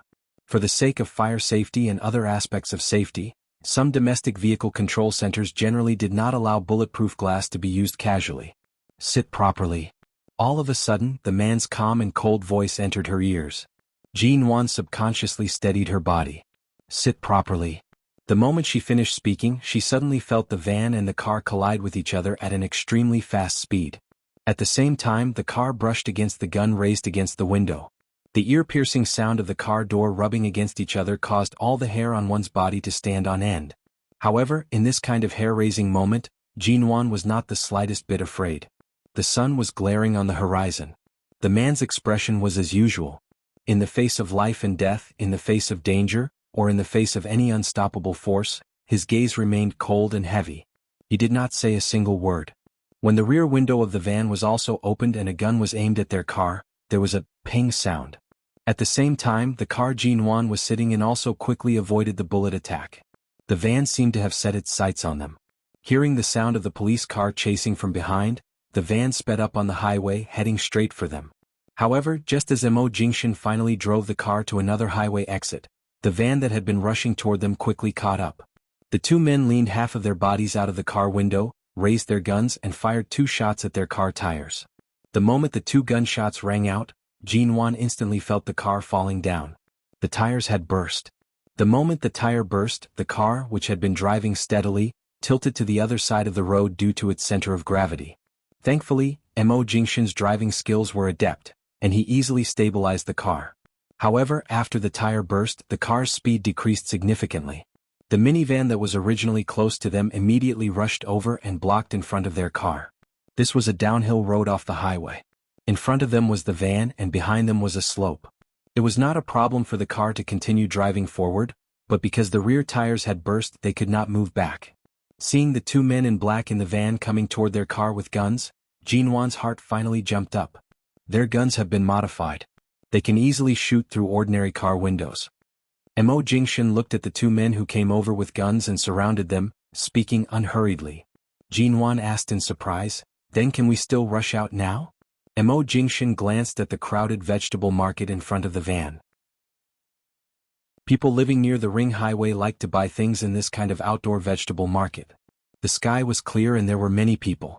If they rushed out now, there would be dozens or even hundreds of casualties, including many children who came out with their families. Lie down. Don't make a sound. Mo Jingshan unfastened Jinwan's seatbelt and warned her with a heavy voice. As soon as he finished speaking, Jinwan's head was suddenly pressed down by him. He didn't withdraw his hand until he could no longer point the gun at her from the angle of the car window. Jinwan knew that there were countless innocent passers-by in front of them and police cars approaching from behind. The two of them were unarmed except for this car. The only thing they could do was to stall for time and protect themselves. She obediently hid under the car door and did not speak, but her eyes were on Mo Jingshan. Chapter 508. Mo Jingshan had completely predicted their plan. There was no need for the car to be locked. The kidnapper outside had already fired 2 shots at the center of the car's lock. Even if it was locked, it would still be opened. Hearing the gunshots from the door, Jinwan subconsciously stood up. The car door that normal bullets would not be able to penetrate was already smoking. At this moment, Mo Jingshan glanced at her, using his eyes to warn her not to move. They had guns but she and he did not. In such a situation they could either stall for time or be killed on the spot. Just as Jinwan was wondering what Mo Jingshan was planning, she heard him say in a low and cold voice, "These 2 people's arms and legs are injured. They won't be able to drive for long. They need someone to drive and help them escape. This is a chance. Listen to me and don't move." Before Jinwan could react, the front and back car doors were abruptly opened. One of the kidnappers jumped into the car, raising his gun and pressing it against Mo Jingshan's head. The other kidnapper also pointed his gun at him. "If you want to live, drive the car and find a way out." As expected, it was exactly as Mo Jingshan had said. The moment she saw the cold muzzle of the gun pointed at Mo Jingshan's head, the same fear she felt 3 years ago in Cambodia surged into her heart. Jinwan raised her hand to cover her mouth, trying her best not to make a sound. However, the car was only so big. She was a living person squatting in the front passenger seat. Naturally, they would see her immediately. The 2 kidnappers coldly glanced at her and continued to press the gun harshly against Mo Jingshan's head. Mo Jingshan's features were cold and indifferent. Without any other expression, he raised his hands to indicate his agreement. The 2 kidnappers saw that he did not resist and thought that he was afraid. As the sirens of the police cars approached, they exchanged glances and jumped into the car, closing the doors. One of them continued to point the gun at the back of Mo Jingshan's head, while the other pointed the gun at Jinwan. Jinwan stared at the gun. She turned to see Mo Jingshan mouthing 3 words to her, "Don't move." The kidnappers had been chased by the entire city police force for who knew how long. They were injured and reeked of blood. They could kill the 2 of them at any time in a fit of anger and then drive away. Even if they couldn't drive far due to their injuries, it was still better than leaving their fate in the hands of a stranger. Right now, Mo Jingshan was gambling. He was gambling on their trust. He was gambling on their unfamiliarity with High City's terrain. They had to find someone to drive them away. Jinwan also knew that these kidnappers were not joking around. She only stared at the black muzzle that was pointed at her. She heard them urging them to drive faster and saw them pull the trigger. If they continued to delay before the police arrived, the 2 of them would definitely be shot to death. Mo expressionlessly started the engine and drove. The 2 kidnappers said from behind, "The speed of this car is very fast." Fortunately, only the 2 tires at the back burst. It should only affect the speed a little. If we keep driving fast, we should be able to shake off the police cars behind us. As he spoke, the kidnapper who had the gun pressed against Mo Jingshan's head suddenly said coldly, "Hurry up and drive. Don't dilly-dally." At the same time, he pressed the barrel of the gun harshly against Mo Jingshan's shoulder as a threat. Such a familiar scene caused Jinwan's hands and feet to turn cold. She abruptly raised her eyes to say, "Don't you have to use your arms and shoulders to control the steering wheel while driving? If you press down on him like this, how is he going to drive?" The 2 men immediately focused their attention on Jinwan, who appeared to be completely powerless. "Yo, this little girl is quite hot." Mo Jingshan did not even furrow his brows when the gun was pressed against him. However, because Jinwan had attracted their attention, his gaze turned cold. He immediately gave her a warning look. "Hurry up and drive." The kidnappers heard the sound of a police car approaching. They felt that although the car's speed was fast, it deliberately avoided the vegetable market after exiting the highway. Instead, it turned into a small road by the side. This small road was not smooth and was filled with potholes. The bumpy road caused them to be extremely frustrated. If the police car really catches up to us, I'll first kill your woman with a gun before killing you. The gun once again landed on his shoulder. This time it was smashed down. After the car gradually stabilized, Mo Jingshan said hoarsely, "Drive past a road and let her off. I'll bring you guys away." Jin Wan abruptly turned to look at him. There was a short moment of silence in the car. However, the two kidnappers did not hesitate over whether they should let her go. Instead, one of them suddenly said, "Should we kill him first? I think this woman should know how to drive. Let her drive?" They saw that although the man driving was skilled, it was clear that he was just stalling for time. If this person was not honest, they might really be captured by the police. The cold barrel of the gun was pressed against Mo Jingshan's head. The kidnappers were about to move when Jin Wan suddenly shouted, "I don't know how to drive. Even if you kill him, I won't drive." The kidnapper's movements paused. He immediately stared at her suspiciously.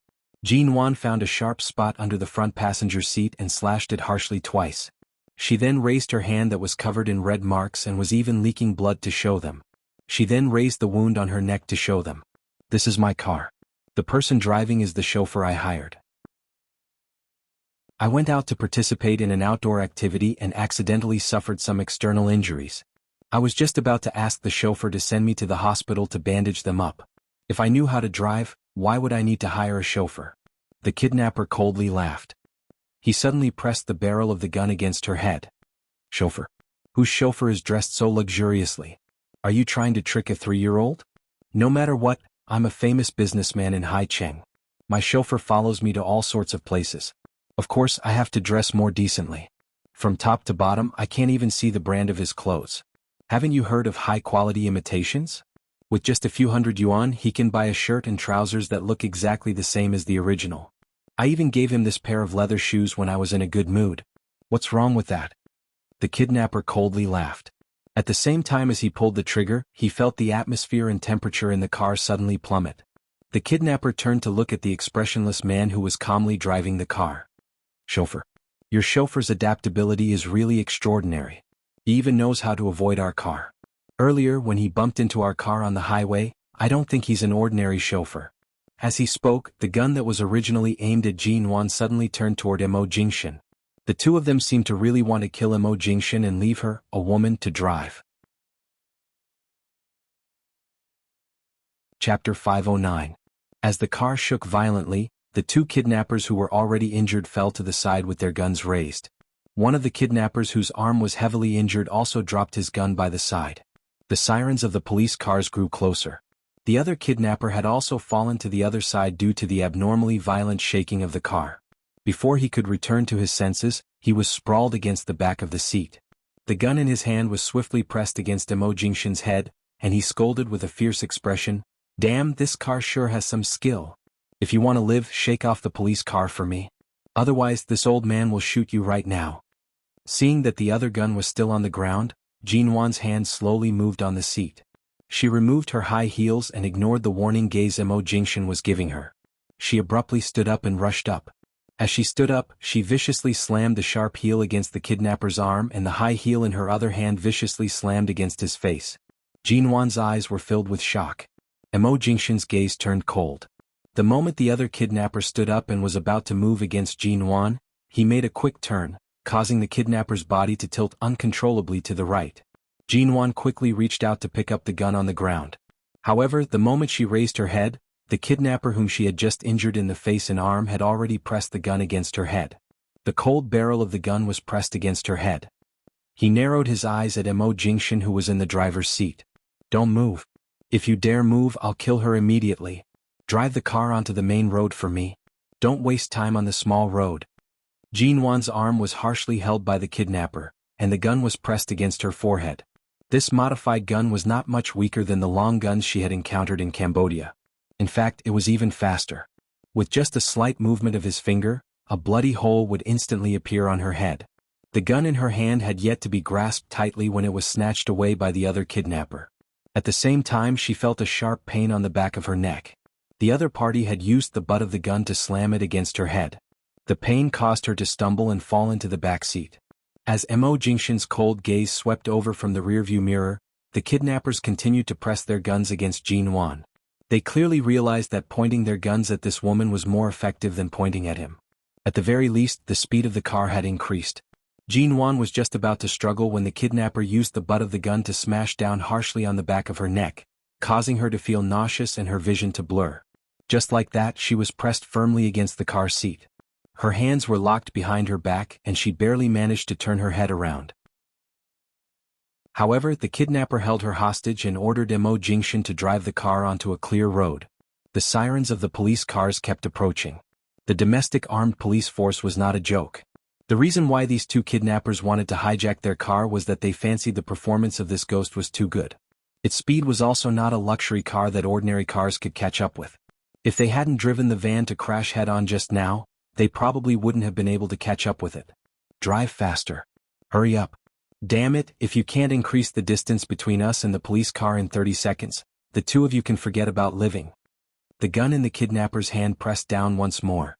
With a click, it was pressed against Jinwan's ear. Jinwan was pressed tightly against the seat, and her entire body was tense. She endured the pain to say, "You guys shot the rear tires. How fast can this car go?" "Shut up." The kidnapper grabbed her hair harshly. Jinwan's upper body was pressed against the seat, and her legs were almost kneeling. The two kidnappers did not sit down. One of them helped to press her down while paying attention to the police car behind them. There was not the slightest hint of relaxation on his face. He raised his leg and directly stepped on Jinwan's back, using this opportunity to maintain his balance in the car. The kidnapper suddenly said, "The driver, open the rear window." In the next second, the car window was opened. The kidnapper, whose face was covered in blood from Jinwan's heel earlier, turned around and raised his gun toward the police car, chasing them relentlessly. With a ping sound, he fired a shot. The bullet didn't hit the tire of the police car, but at least it could be seen that the police knew that they had hijacked the car and knew that there were people in the car that they had hijacked, so they couldn't shoot them. He immediately sneered and said, "Drive to the road with fewer cars and drive as fast as you can." Ever since Jinwan was pressed against the back seat by the two of them, Mo Jingshan's gaze was cold. He did not speak, nor did he quickly turn the car around. He was afraid that the two of them would attack her again in a fit of anger. In a situation where they did not have any weapons, they were all made of flesh and blood. At this moment, anyone under the muzzle of a gun was akin to meat on a chopping board. The man did not bat an eyelid as he increased the speed of the car. The distance between them and the police car grew. Jinwan was pressed down hard, and her back was stepped on harshly by the kidnapper. Both her hands were locked behind her. She lay there with some difficulty breathing. However, her gaze occasionally shifted toward Mo Jingshan's seemingly calm back as he drove. After not seeing him for 3 years, she discovered that this man's ability to remain unfazed in the face of danger had always been extraordinary. In fact, it was even better than 3 years ago. However, when the kidnappers heard that there were police surrounding them, they anxiously and angrily kicked Jinwan's back twice. Jinwan instantly felt her chest tremble violently, and the taste of blood almost rose from her throat. She resisted the pain and did not make a sound.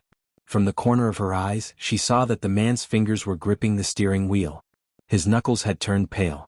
Jinwan's lips suddenly curved, releasing a low, hoarse laugh. After ruthlessly shattering all of her happiness, would she still care about the slightest bit of heartache and warmth? She admitted that when she suddenly got up and rushed over just now, she just didn't want them to shoot him. In this situation, it was difficult to protect herself. She knew that if she hadn't been in this car just now, it would have been easy for Mo Jingshan to escape, but she was in this car and she was his burden, so she almost rushed up with the intention of risking her life. No matter what, at least for the sake of the Mo Jingshan who had always protected her behind, at least for the sake of the Mo Jingshan who had held her to avoid bullets in Cambodia, she would do this without hesitation. 3 years ago, the person who died was not only Mo Jingshan but also herself. A person lived for a lifetime. Furthermore, she had one more life. If she wanted to die, she would die. She wanted to live, she would live. Why did she have to endure it so miserably? However, this man still threw away his armor to protect her. You're tuning in to the Han Lee's Wuxia Chronicles YouTube channel.